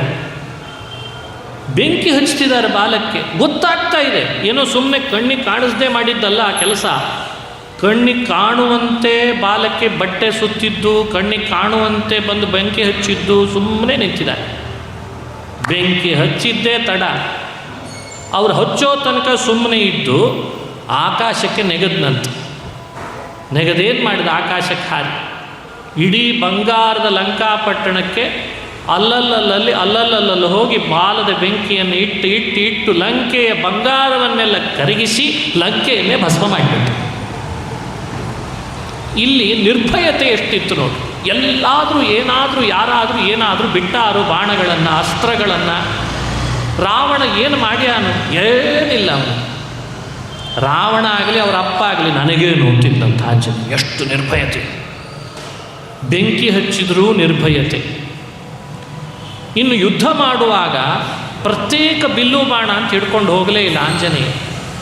ಆಂಜನೇಯನ ನಿರ್ಭಯತೆಗೆ ಇನ್ನೊಂದು ಉದಾಹರಣೆ ಏನು ಅಂದರೆ, ಯಾವ ಬಾಣಗಳನ್ನು ಆ ಕಪಿಗಳು ಬಿಡ್ತಿದ್ರೋ ಅದೇ ಬಾಣಗಳನ್ನು ಹಾಗೇ ಕೈಯಿಂದ ತೊಗೊಂಡು ಬಿಡ್ತಿದ್ದಂತೆ ವಾಪಸ್. ಇದು ನೋಡಿ ಆಂಜನೇಯನ ವಿಚಿತ್ರ ಕೌಶಲ. ನಿರ್ಭಯತೆ ಅಂದರೆ ರಾಕ್ಷಸರ ಪಟ್ಟಣದೊಳಗೆ ಬಾಲಕ್ಕೆ ಬೆಂಕಿ ಹಚ್ಚಿದರೂ ಕೂಡ ಅವನಿಗೇನಾಗಲಿಲ್ಲ. ಹೇಳಿದ್ನಂತ ಆಂಜನೇಯ, ನಾನು ಗಾಳಿ, ನೀವು ಹಚ್ತಾ ಇರೋದು ಬಾಲಕ್ಕೆ ಬೆಂಕಿ. ಬೆಂಕಿ ಯಾವಾಗ ಉರಿತದೆ ಅಂದರೆ ಗಾಳಿ ಇದ್ದರಷ್ಟೇ ಉರಿತದೆ. ಇವತ್ತು ಸೈನ್ಸ್ ಗೊತ್ತಿದೆ ನಿಮಗೆ. ಒಂದು ಕ್ಯಾಂಡಲ್ ಹಚ್ಚಿದ ಮೇಲೆ ಗಾಳಿನೇ ಬರದೇ ಇರೋ ಹಾಗೆ ಗ್ಲಾಸ್ ಡಬ್ಬ ಹಾಕಿದರೆ ಒಳಗಡೆ ಬೆಂಕಿ ಉರಿಯಲ್ಲ. ಆಕ್ಸಿಜನ್ ಇದ್ದರಷ್ಟೇ ಬೆಂಕಿ ಉರಿಲಿಕ್ಕೆ ಅವಕಾಶ. ಅದಕ್ಕೆ ಆಂಜನೇಯ, ಹಚ್ಚಿರಿ ನೀವು ಬಾಲಕ್ಕೆ ಬೆಂಕಿ, ಅದು ನನ್ನಂತೂ ಸುಡಲ್ಲ, ಹಚ್ಚಿದ ತಪ್ಪಿಗೆ ಸುಡೋದು ಬಿಡಲ್ಲ ನಾನು ಅಂತಂದಂತ. ಹೆಂಗಿದ್ದ ನೋಡ್ರಿ ನಿರ್ಭಯತೆ. ಬೆಂಕಿ ಹಚ್ಚಿದ್ರೂ ಸರಿ, ಸಮುದ್ರ ದಾಟುವಾಗಲೂ ಸರಿ, ಎದುರುಗಡೆಯಲ್ಲಿ ನಾಗಮಾತೆ ಬಂದರೂ ಸರಿ, ಮೈನಾಕ ಬೆಟ್ಟ ಬಂದರೂ ಸರಿ, ಲಂಕಿಣಿ ಬಂದರೂ ಸರಿ, ಸುರಸೆ ಬಂದರೂ ಸರಿ, ಯಾರು ಬರ್ತಾರೆ ಬರಲಿ ಅಂತ. ಇದು ನಿರ್ಭಯತೆ. ಸಮುದ್ರ ಹಾರುವಾಗ ಎಷ್ಟು ಜನ ಬಂದರು ಹನುಮಂತನನ್ನು ತಡಿಲಿಕ್ಕೆ. ಮೈನಾಕ ಬೆಟ್ಟ ಮೇಲೆ ಬಂದ, ನಾಗಮಾತೆ ಬಂದು ಸುರಸೆ, ಕರೆದ್ರು ಅಂತ ಕರೀತಾರೆ. ಅವಳದು ಛಾಯಾಗ್ರಹ ಬಂತು, ಎಲ್ಲೂ ಭಯ ಇಲ್ಲ. ಅಂದರೆ ಆಂಜನೇಯನಿಗೆ ಬರೋದನ್ನೆಲ್ಲ ಬರಲಿ ಅಂತಿದ್ನೇ ಹೊರತು, ಯಪ್ಪ ಒಂದು ಕಳ್ಕೊಂಡೆ ಮತ್ತೊಂದು ಬರದೇ ಇದ್ದರೆ ಸಾಕಪ್ಪ, ಈ ಯೋಚನೆ ಇಲ್ಲ ಅಂತವನಿಗೆ. ಏನು ಬರ್ತದೆ ಬರಲಿ. ಇದು ಯಾರಿಗಿರ್ತದೆ? ಸ್ವಂತ ಬಾಹುಬಲದಿಂದ ಸ್ವಾಭಿಮಾನಿಯಾಗಿ ಆಗಿರ್ತಾನೆ, ಆತ್ಮಸ್ಥೈರ್ಯ ಯಾರಿಗಿರ್ತದೆ ಅವರಿಗೆ ಮಾತ್ರ ಇಂಥ ನಿರ್ಭಯತೆ ಇರ್ತದೆ. ಇದಕ್ಕೆ ಆತ್ಮನಿರ್ಭರ ಅಂತ ಕರೀತಾರೆ. ಸುಮ್ಮನೆ ಭಾರತವನ್ನು ಆತ್ಮನಿರ್ಭರ ಅಂತ ಕರಿಬಾರ್ದು. ಅದರ ಅರ್ಥನೇ ಗೊತ್ತಾಗ್ತಾ ಇಲ್ಲ ಪಾಪ ಬಹಳ ಜನರಿಗೆ. ಸುಮ್ಮನೆ ಆತ್ಮನಿರ್ಭರ ಭಾರತ ಅಂತ ಭಾಳ ದೊಡ್ಡ ಶಬ್ದ ಆಡಿಬಿಟ್ಟಿದ್ದಾರೆ. ಯಾವ ವ್ಯಕ್ತಿಯನ್ನು ನೀವು ಸ್ವಂತ ಕಾಲ ಮೇಲೆ ನಿಲ್ಲುವಂತೆ ಮಾಡಲಿಲ್ಲ ಅಂದರೆ ಅವನು ಹೇಗೆ ಆತ್ಮನಿರ್ಭರನಾಗಲಿಕ್ಕೆ ಸಾಧ್ಯ? ಎಲ್ಲಿವರೆಗೂ ಹೋಗಿದೆ ಇವತ್ತು ಪ್ರಪಂಚ? ಬಹಳ ಓದಿದ್ದಾನೆ, ಬಹಳ ಡಿಗ್ರಿ ಗಳಿಸಿದ್ದಾನೆ, ರೈಲ್ವೆ ಸ್ಟೇಷನಲ್ಲಿ ಒಂದು ಅಪ್ಲಿಕೇಶನ್ ಬರೀಲಿಕ್ಕೆ ಬರಲ್ಲ. ಇದು ಆತ್ಮನಿರ್ಭರ. ಸುಮ್ಮನೆ ರಿಸರ್ವೇಷನ್ ಮಾಡಲಿಕ್ಕೆ ಒಂದು ರೈಲ್ವೆ ಸ್ಟೇಷನ್ ಅಪ್ಲಿಕೇಶನ್ ಬರೀಲಿಕ್ಕೆ ಮತ್ತೆ ಬರ್ತಾ ಇಲ್ಲ. ಸಾಕ್ಷರತೆಯ ಬಗ್ಗೆ ತಲೆ ಕೆಡಿಸ್ಕೋತಾ ಇಲ್ಲ, ಮನಸ್ಸಿನ ಸ್ಥೈರ್ಯತೆಯನ್ನು ತುಂಬೋರಿಲ್ಲ. ಶೈಕ್ಷಣಿಕವಾಗಿ ಮನುಷ್ಯನನ್ನು ಬೆಳೆಸೋದು ಅಕ್ಷರವಿದ್ಯೆ ಕಲಿಯೋದಷ್ಟೇ ಅಲ್ಲ, ಒಳಗಿನಿಂದ ಅವನನ್ನು ಯಾರೂ ಸ್ಥೈರ್ಯ ತುಂಬ್ತಾ ಇಲ್ಲ, ಧೈರ್ಯ ತುಂಬ್ತಾ ಇಲ್ಲ. ನೀನೇನು ಆಗ್ತೀಯ ಆಗೋ, ಮುಂದೆ ನಾನು ನೋಡ್ಕೋತೇನೆ, ಹೀಗೆ ಅನ್ನೋರೇ ಇಲ್ಲ. ಯೋಚಿಸಿದರೆ ಗಂಭೀರ ಆಗ್ತದೆ. ಹನುಮಂತ ಹೇಗಿದ್ದ ಅಂತ ಕೇಳಿ ಆದರೂ ಸ್ವಲ್ಪ ನಮ್ಮನ್ನು ನಾವು ಬದಲಾಯಿಸ್ಕೊಳ್ಬೇಕು. ಅದು ಸಿಗದಿದ್ರೇನಂತೆ ಇನ್ನೊಂದು ಸಿಗ್ತದೆ ಹೇಳಿ, ಈ ಕೆಲಸ ಸಿಗದೇ ಇದ್ರೆ ಇನ್ನೊಂದು ಕೆಲಸ ಸಿಗ್ತದೆ ಹೇಳು, ಈ ಪದವಿ ಇಲ್ಲದೆ ಇದ್ರೆ ಇನ್ನೊಂದು ಪದವಿ ಸಿಗ್ತದೆ ಹೇಳು. ಹುಟ್ಟಿಸಿದಾನ ದೇವರು ಅಂದಮೇಲೆ ಹುಲ್ಲೇನು ತಿನ್ಸಲ್ಲಲ್ಲ. ಆಕಳಿಗೆ ಹುಲ್ಲೆ, ಹುಲಿಗೆ ಮಾಂಸನೇ, ಸಿಂಹಕ್ಕೆ ಮಾಂಸನೇ. ಆ ಭಗವಂತ ಇಷ್ಟು ಜನ ಕಾಡಿನಲ್ಲಿ ಪ್ರಾಣಿಗಳನ್ನು ಸೃಷ್ಟಿ ಮಾಡಿ ಅವುಗಳಿಗೇ ಬೇಕಾದ ಆಹಾರಗಳನ್ನು ಸಮಯ ಸಮಯಕ್ಕೆ ಒದಗಿಸಿ ಅವುಗಳನ್ನೇ ದಷ್ಟಪುಷ್ಟ ಮಾಡ್ತಿದ್ದಾನೆ ಅಂದಮೇಲೆ ನಾಡಿನಲ್ಲಿ ಹುಟ್ಟಿಸಿದ ನಮ್ಮನ್ನು ಯಾಕ್ರಿ ಉಪವಾಸ ಆಗ್ತಾನ ಭಗವಂತ? ನಮ್ಮನ್ನು ಯಾಕೆ ಉಪವಾಸ ಆಗ್ತಾನೆ? ಹುಲ್ಲು ತಿನ್ನೋಗಳಿಗೆ ಹುಲ್ಲು ವ್ಯವಸ್ಥೆ ಮಾಡಿದ್ದಾನೆ, ನೀರು ಕುಡಿದು ಬದುಕೋಗೆ ನೀರು ವ್ಯವಸ್ಥೆ ಮಾಡಿದ್ದಾನೆ, ಗಾಳಿ ಕುಡಿದು ಬದುಕುವ ಹಾವಿಗೆ ಗಾಳಿಯ ವ್ಯವಸ್ಥೆ ಮಾಡಿದ್ದಾನೆ, ಕಲ್ಲಿನ ಬಂಡೆ ಒಳಗೆ ಮಧ್ಯದಲ್ಲಿಟ್ಟ ಕಪ್ಪೆಗಳಿಗೆ ಆಹಾರದ ವ್ಯವಸ್ಥೆ ಮಾಡಿದ್ದಾನೆ. ಕಾಡಿನಲ್ಲಿರೋ ಆನೆಗಳ ಹೊಟ್ಟೆ ಅಷ್ಟು ದೊಡ್ಡದಿದ್ದರೂ ಕೂಡ ಅದಕ್ಕೆ ತಕ್ಕಂತೆ ಆಹಾರ ಅದಕ್ಕೆ ವ್ಯವಸ್ಥೆ ಮಾಡಿದ್ದಾನೆ. ನೀರಿನಲ್ಲಿರುವ ಮೀನುಗಳಿಗೆ, ತಿಮಿಂಗಿಲಗಳಿಗೆ ಆಹಾರ ವ್ಯವಸ್ಥೆ ಮಾಡಿದ್ದಾನೆ, ಮೊಸಳೆಗಳಿಗೆ ಆಹಾರ ವ್ಯವಸ್ಥೆ ಮಾಡಿದ್ದಾನೆ. ನಮಗೆ ಆಹಾರ ಹಾಕದೇ ಇರ್ತಾನ? ನಮಗೆ ಆಹಾರ ಹಾಕದೇ ಇರ್ತಾನ? ಯಾಕೆ ಬಂತು ಈ ದೈನ್ಯ? ಯಾಕೆ ಬಂತು ಈ ಅದೃಢತೆ? ಯಾಕೆ ಬೇಕು ಈ ಅಸ್ಥೈರ್ಯ? ಬೇಕಲ್ವೇ ಧೈರ್ಯ? ಇದು ರಾಮಾಯಣದಲ್ಲಿ ಆಂಜನೇಯನ ಕಥೆ ಹೇಳಿ ನಮ್ಮನ್ನೆಲ್ಲ ಎಚ್ಚರಿಸ್ತದೆ. ಎಷ್ಟು ಅದ್ಭುತ ನೋಡಿ ಆಂಜನೇಯ, ಅವನ ಧೈರ್ಯ, ಅವನ ಬಲ ಎಲ್ಲವೂ ನಮಗೆ ಪೂರಕ. ಅದು ನೆನಪಿಸ್ಕೊಂಡ್ರೆ ಸಾಕು. ಯಶೋ ಧೈರ್ಯಂ ನಿರ್ಭಯತ್ವಂ ಅರೋಗತ. ರೋಗ ಇಲ್ಲ. ರೋಗ ಯಾರಿಗೆ ಬರ್ತದೆ? ರೋಗ ಬರೋದ್ರದ್ದು ಗುಣ ಏನು? ರೋಗ ಬರೋದ್ರದ್ದು ಕಾರಣ ಏನು? ಆಯುರ್ವೇದ ಶಾಸ್ತ್ರ ಹೇಳ್ತದೆ. ಮನುಷ್ಯನನ್ನು ರೋಗಗಳು ಯಾವಾಗ ಅಂಟ್ಕೊಳ್ತವೆ? ಆಹಾರ ವ್ಯತ್ಯಾಸ ಆದಾಗ ಅಂಟ್ಕೊಳ್ತವೆ. ರೋಗ ನಿದಾನ ಅಧ್ಯಾಯ ಅಂತ ಆಯುರ್ವೇದ ಶಾಸ್ತ್ರದಲ್ಲಿ ರೋಗ ನಿದಾನ ಅಧ್ಯಾಯ ಅಂತ ಒಂದಿದೆ. ಆ ರೋಗಗಳಿಗೆ ಕಾರಣ ಏನು ಅಂತ ಹುಡುಕಬೇಕು, ಅದನ್ನು ಹೇಳಿಕೊಡ್ತಾರೆ ಆಯುರ್ವೇದ ಶಾಸ್ತ್ರದಲ್ಲಿ. ಅದರಲ್ಲಿ ಇದು ಒಂದು ಭಾಗ. ಮನುಷ್ಯ ತಿನ್ನುವ ಆಹಾರ ಸರಿಯಾಗಿ ಜೀರ್ಣ ಆಗದೇ ಇದ್ದದ್ರಿಂದ, ರಕ್ತ ಮಾಂಸಗಳಿಗೆ ಅವು ಸೇರ್ಕೊಳ್ಳದೇ ಇದ್ದದ್ರಿಂದ ಅವನಿಗೆ ರೋಗ ಶುರು ಆಗ್ತದೆ. ಅಜೀರ್ಣ ಅನ್ನೋದು ರೋಗದ ಮೊದಲನೇ ನಿದಾನ. ನಿದಾನ ಅಂದರೆ ಕಾರಣ ಅಂತ ಅರ್ಥ. ಅಜೀರ್ಣ, ಆಹಾರದಿಂದ ಅಜೀರ್ಣ ಉಂಟಾಗ್ತದೆ. ಮನುಷ್ಯನಿಗೆ ಇದು ದೊಡ್ಡ ಕಾಯಿಲೆ. ಇದು ಬಹಳ ಜನರಿಗಿದೆ ಇವತ್ತು. ಹನುಮಂತನಿಗೆ ಆ ಪ್ರಶ್ನೆನೇ ಇಲ್ಲಂತೆ, ಅಜೀರ್ಣದ ಪ್ರಶ್ನೆನೇ ಇಲ್ಲಂತೆ. ನೀವು ಎಷ್ಟು ಹಾಕಿದರೂ ತೊಗೊಳ್ತಾನೆ. ಯಾಕೆ ತಗೋತಾನೆ ಅಂದರೆ, ಎಷ್ಟು ಹಾಕಿದರೂ ತೊಗೊಂಡ್ರೂ ಒಳಗಡೆಯಲ್ಲಿ ಜೀರ್ಣ ಮಾಡುವಷ್ಟು ಬೆಂಕಿ ಅವನೊಳಗಿದೆ. ನಮ್ಮೊಳಗೆಲ್ಲ ಜೀರ್ಣಕ ಶಕ್ತಿ ಅಂತ ಒಂದಿದೆ. ಜೀರ್ಣಕ ಶಕ್ತಿಯನ್ನು ಜಠರಾಗ್ನಿ ಅಂತ ಕರೀತಾರೆ ಹಿರಿಯರು. ಜಠರಾಗ್ನಿ ನಮ್ಮೊಳಗೆ ಎಷ್ಟಿದೆ ಅಂದರೆ ಸಾಸಿವೆಗಿಂತ ಸಣ್ಣದಿದೆ ಅಂತ. ಸಾಸಿವೆ ನೋಡಿರ್ತೀರಿ, ಸಾಸಿವೆಗಿಂತ ಸಣ್ಣದಿದೆ ಅಂತ. ಅಷ್ಟು ಸಣ್ಣದಿದ್ದದ್ದಕ್ಕೆ ಇಷ್ಟು ಹಸಿವೆ ಆಗ್ತದೆ. ಅದೇನಾದರೂ ದೊಡ್ಡದಾಗಿಬಿಟ್ರೆ ನಮ್ಮ ಹಸಿವೆಗೆ ಯಾರೂ ಆಹಾರ ಕೊಡಲಿಕ್ಕಾಗಲ್ಲ. ಆಮೇಲೆ ಅಷ್ಟು ಸಣ್ಣದಿದ್ದೇ ಇಷ್ಟು. ಆಂಜನೇಯನಲ್ಲಿ ಏನಾಗಿದೆ, ಆಂಜನೇಯನ ಹೆಬ್ಬೆರಳು ಎಷ್ಟಿದೆ ಅಷ್ಟು ಅವನ ಜೀರ್ಣಕ ಶಕ್ತಿ ಇದೆ ಅಂತ. ಬೆಂಕಿ ಜಠರ ಹಾಕಿದೆ. ಈ ನಾನು ಹೆಬ್ಬೆರಳು ತೋರಿಸಿದ ಕೂಡಲೇ ನನ್ನ ಹೆಬ್ಬೆರಳು ಅಂತ ತಿಳ್ಕೊಂಡ್ಬಿಡ್ತೀರಿ, ಅದಕ್ಕೆ ಬೇಡ ಅಂತೆ. ನನ್ನ ಹೆಬ್ಬೆರಳು ಅಲ್ಲ, ಆಂಜನೇಯನ ಹೆಬ್ಬೆರಳಿನಷ್ಟು ಅವನ ಜಠರಾಗ್ನಿ ಇದೆ ಅಂತ ಒಳಗಡೆ. ನೀವು ಏನು ಆಹಾರ ಹಾಕಿದರೂ ಆ ಆಹಾರ ಅವನಿಗೆ ಜೀರ್ಣ ಆಗ್ತದೆ. ಜೀರ್ಣ ಆಗೋದ್ರಿಂದಲೇ ದೈಹಿಕವಾಗಿ ಅವನಿಗೆ ರೋಗದ ಪ್ರಶ್ನೆನೇ ಇಲ್ಲ ಅಂತ ಹೇಳ್ತಾರೆ ಮಹಾತ್ಮ. ಯಾರೋ ಇಷ್ಟು ಕತೆ ಹೇಳಿದ ಮೇಲೆ ಕೇಳಿದರು, ಓ ಹಾಗಾದರೆ ಆಂಜನೇಯನಿಗೆ ಇಷ್ಟು ಜೀರ್ಣಕ ಶಕ್ತಿ ಇದೆ ಅಂದರೆ ಅವನು ಎಷ್ಟು ತಿನ್ನಬೇಡ, ಎಷ್ಟು ಹಸಿವೆ ಇರಬೇಡ ಅಂತ ಅವನಿಗೆ ಕೇಳಿ.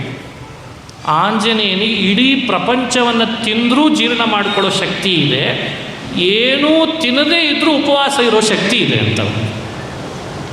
ಅದಕ್ಕೆ ಯೋಗ ಶಕ್ತಿ ಅಂತ ಕರೀತಾರೆ. ಯೋಗಿಗಳು ಹಿಮಾಲಯದ ಪ್ರಾಂತಗಳಲ್ಲಿ ಇರ್ತಾರೆ. ನಾವು ನೋಡುವಾಗ ಕೆಲವು ಯೋಗಿಗಳ ದರ್ಶನ ಆಗ್ಬೋದು. ಅಲ್ಲಿ ಎಷ್ಟು 100 ದಿವಸಗಳ ಕಾಲವೂ ಕೂಡ ಕೇವಲ ಯೋಗ ಶಕ್ತಿಯಿಂದ ಅವರು ಉಪವಾಸ ಇರ್ತಾರೆ, ಹಾಗೇ ಇರ್ತಾರೆ. ಅದೆಲ್ಲ ಯೋಗದ ಶಕ್ತಿ. ಅದಕ್ಕೆ ಅವನಿಗೆ ಯೋಗ ಶಕ್ತಿ ಇದೆ ಅಂತ ಹೇಳಿ ಹಸಿವೆ ಬಾಧೆ ಇಲ್ಲ. ತಿಂದದ್ದು ಜೀರ್ಣ ಆಗ್ತದೆ, ಜೀರ್ಣಕ ಶಕ್ತಿ ಇರೋದ್ರಿಂದ ದೇಹಕ್ಕೆ ರೋಗ ಇಲ್ಲ. ಇದು ಆಂಜನೇಯ ಅಂದರೆ. ಇದೆಲ್ಲ ಉಪನಿಷತ್ತುಗಳಲ್ಲಿ ವಾಯುವಿನ ಮಹಿಮೆ ಹೇಳುವಾಗ ಆಂಜನೇಯನ ಮಹಿಮೆಯನ್ನು ಹೇಳ್ತಾರೆ.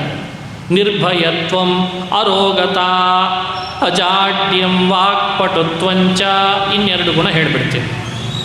ಅಜಾಡ್ಯಂ, ಆಂಜನೇಯನಿಗೆ ಆಲಸ್ಯ ಇಲ್ಲ.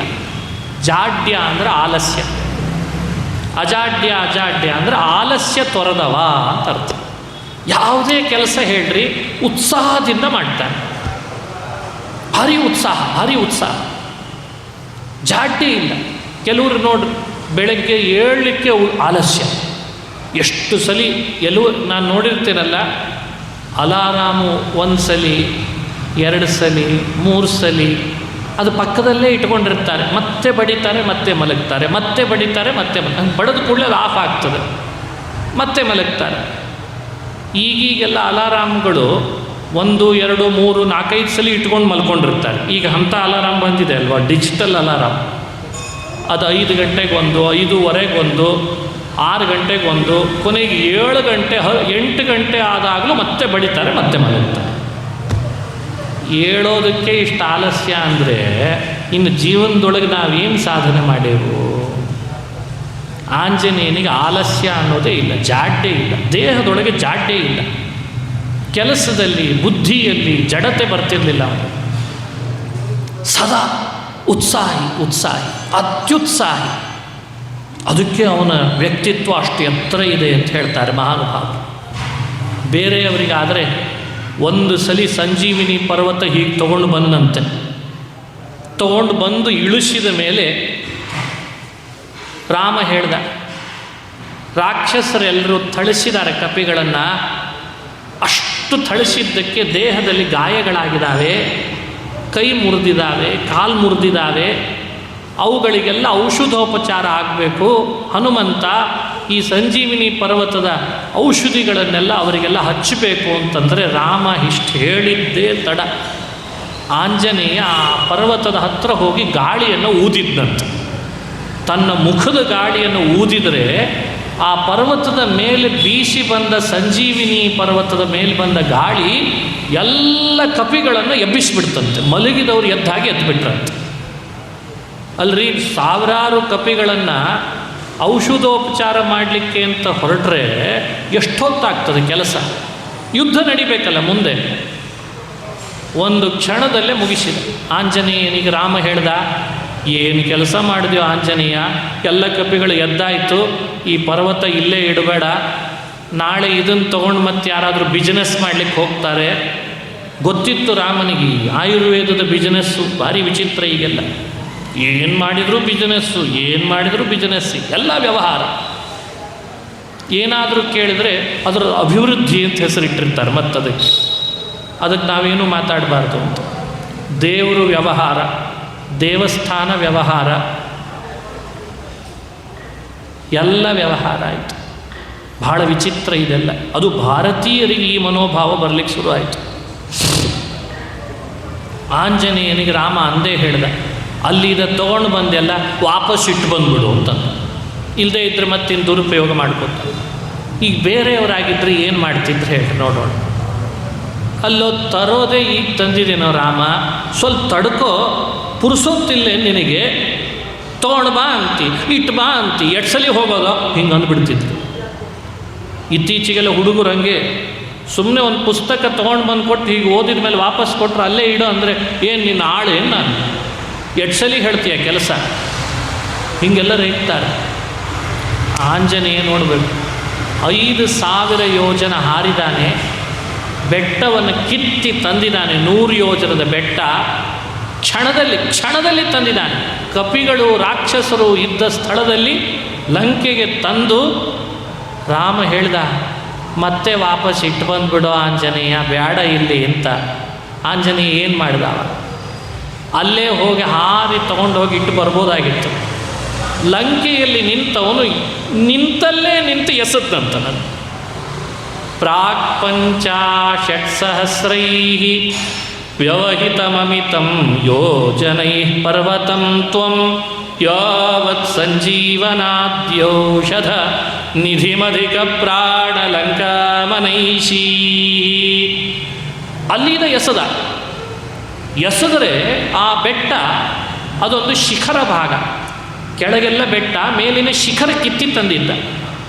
ಇಲ್ಲಿದ ಎಸದ ಶಿಖರ ಹೋಗಿ ಆ ಬೆಟ್ಟದ ಮೇಲೆ ಪುನಃ ಯಾವ್ಯಾವ ಗಿಡ ಮರಗಳು ಬೇರಿನಿಂದ ಬೇರ್ಪಟ್ಟಿತ್ತೋ ಅಲ್ಲಲ್ಲೇ ಹೋಗಿ ಸೇರ್ಕೊಂತದ್ದು. ಮತ್ತು ಏನು ಕೌಶಲ ನೋಡ್ರಿ ಆಂಜನೇಯಂದು. ಇಲ್ಲದೆ ಹೋದರೆ ಸಂಜೀವಿನಿ ಪರ್ವತದಲ್ಲಿರುವ ಗಿಡ ಮೂಲಿಕೆಗಳ ಬೇರ್ ಸಮೇತ ಕಿತ್ತಿದ್ರಿಂದ ಅವೆಲ್ಲ ನಾಶ ಆಗಬೇಕಾಗಿತ್ತು. ಆದರೆ ಆಂಜನೇಯ ಎಸದದ್ದಕ್ಕೆ ಅವು ಹಾಗಾಗೇ ಹೋಗಿ ಕಚ್ಕೊಂಡುವಂತೆ ಅಷ್ಟು ಅದ್ಭುತವಾದ ಕೌಶಲವನ್ನು ಆಂಜನೇಯ ಮೆರೆದ. ಅಷ್ಟು ಆಂಜನೇಯ ಆಲಸ್ಯ ತೊರೆದಿದ್ದ. ಅಷ್ಟು ಬಲ, ಅಷ್ಟು ಬುದ್ಧಿವಂತಿಕೆ ಆಂಜನೇಯನಲ್ಲಿತ್ತು ಅಂತ ರಾಮಾಯಣದಲ್ಲಿ ಹೇಳ್ತಾರೆ. ಈಗ ನಾವ್ಯಾರಾದರೂ ಒಂದು ವಸ್ತುವನ್ನು ಹೀಗೆ ತೊಗೊಂಡ್ರೆ ಮತ್ತೆ ಅಲ್ಲೇ ಇಟ್ಟರು ಸ್ವಲ್ಪ ಅಳಗೆಡಿರ್ತದೆ. ಅದು ಆಂಜನೇಯನ ಕೆಲಸ ಹಂಗಲ್ಲ. ಅದನ್ನು ಕಿತ್ತಿದ, ತಂದ, ಎಸದ, ಮತ್ತು ಅಲ್ಲೇ ಹೋಗಿ ಕಚ್ಕೊಳ ಹಾಗೆ ಮಾಡಿದ. ಸಂಜೀವಿನಿಯನ್ನೇ ಬದುಕಿಸಿಬಿಟ್ಟ. ಅದಕ್ಕೆ ಸಂಜೀವರಾಯ. ಆಂಜನೇಯ ಸಾಧಾರಣ ಅಲ್ಲ. ಅಂದರೆ ಎಷ್ಟು ಉತ್ಸಾಹ ಇರಬೇಡ ಅವನಲ್ಲಿ. ಆಲಸ್ಯ ಇದ್ದವರಿಗೆ ಇಂಥವೆಲ್ಲ ಕೆಲಸ ಮಾಡಲಿಕ್ಕೆ ಆಗ್ತದ? ಒಂದು ಕೆಲಸ ಮಾಡಿದರೆ ಎಷ್ಟೋ ತನಕ ವಿಶ್ರಾಂತಿ ತಗೋತಾರೆ ಗೊತ್ತೇನು ಇವತ್ತು ನಿಮಗೆಲ್ಲ? ಛೇ ಛೇ ಛೇ ಛೇ ಛೇ ಛೇ.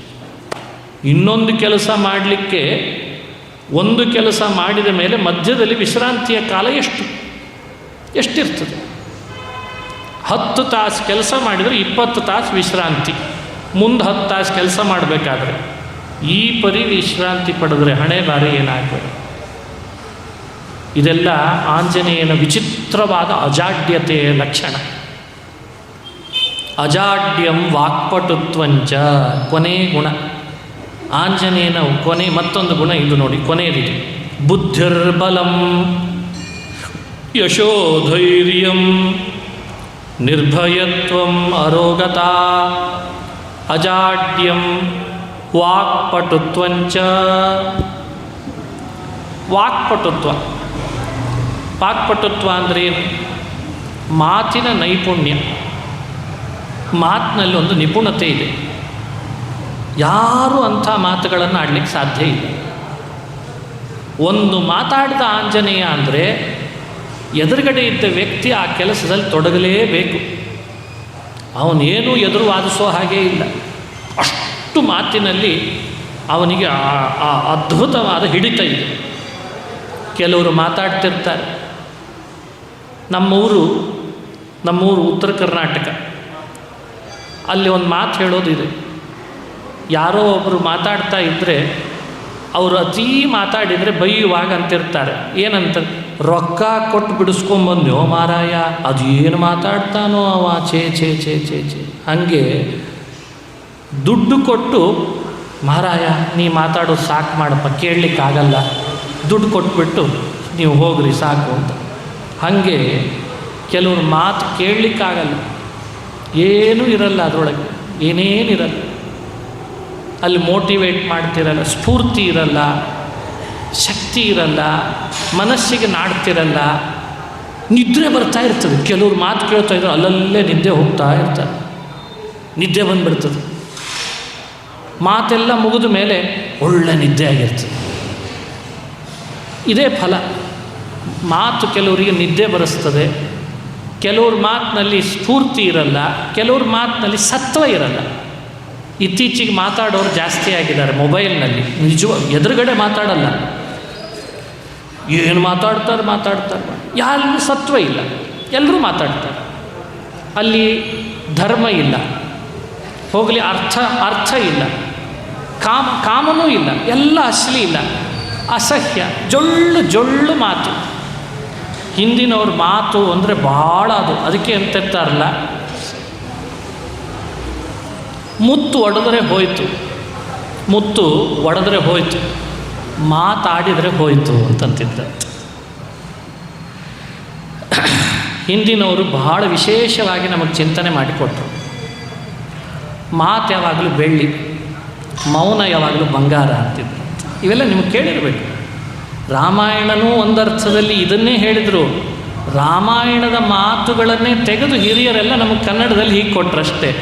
ಮಾತು ಯಾವತ್ತಿದ್ರೂ ಕೂಡ ಬೆಳ್ಳಿ, ಮೌನ ಯಾವಾಗಿದ್ದರೂ ಬಂಗಾರ ಅಂತಂದ್ರೆ ಬೆಳ್ಳಿಯ ಸ್ಥಾನ ಕೊಟ್ಟರು, ಬೆಳ್ಳಿಯ ಮೌಲ್ಯ ಕೊಟ್ಟರು ಅದಕ್ಕೆ. ಹಾಗಾಗಿ ಮನುಷ್ಯನಲ್ಲಿ ಒಂದು ಮಾತುಗಾರಿಕೆ ಅನ್ನೋದು ಬಹಳ ಮುಖ್ಯ. ಒಂದು ಉದಾಹರಣೆ ಕೊಡ್ತೀನಿ ಆಂಜನೇಯನ ಮಾತಿನ ಬಗ್ಗೆ. ಕಿಷ್ಕಿಂಧೆಗೆ ರಾಮ ಬಂದ. ರಾಮನನ್ನು ಆಂಜನೇಯ ನೋಡಿ, ಆಂಜನೇಯ ಒಂದು ಯತಿ ವೇಷ ಹಾಕ್ಕೊಂಡ. ನನ್ನ ಯಜಮಾನ ಪರಬ್ರಹ್ಮ ಬರ್ತಿದ್ದಾನೆ, ನೋಡ್ಲಿಕ್ಕೆ ಹೋಗಬೇಕು ಅಂತ ಯತಿ ವೇಷ ಹಾಕ್ಕೊಂಡಂತ.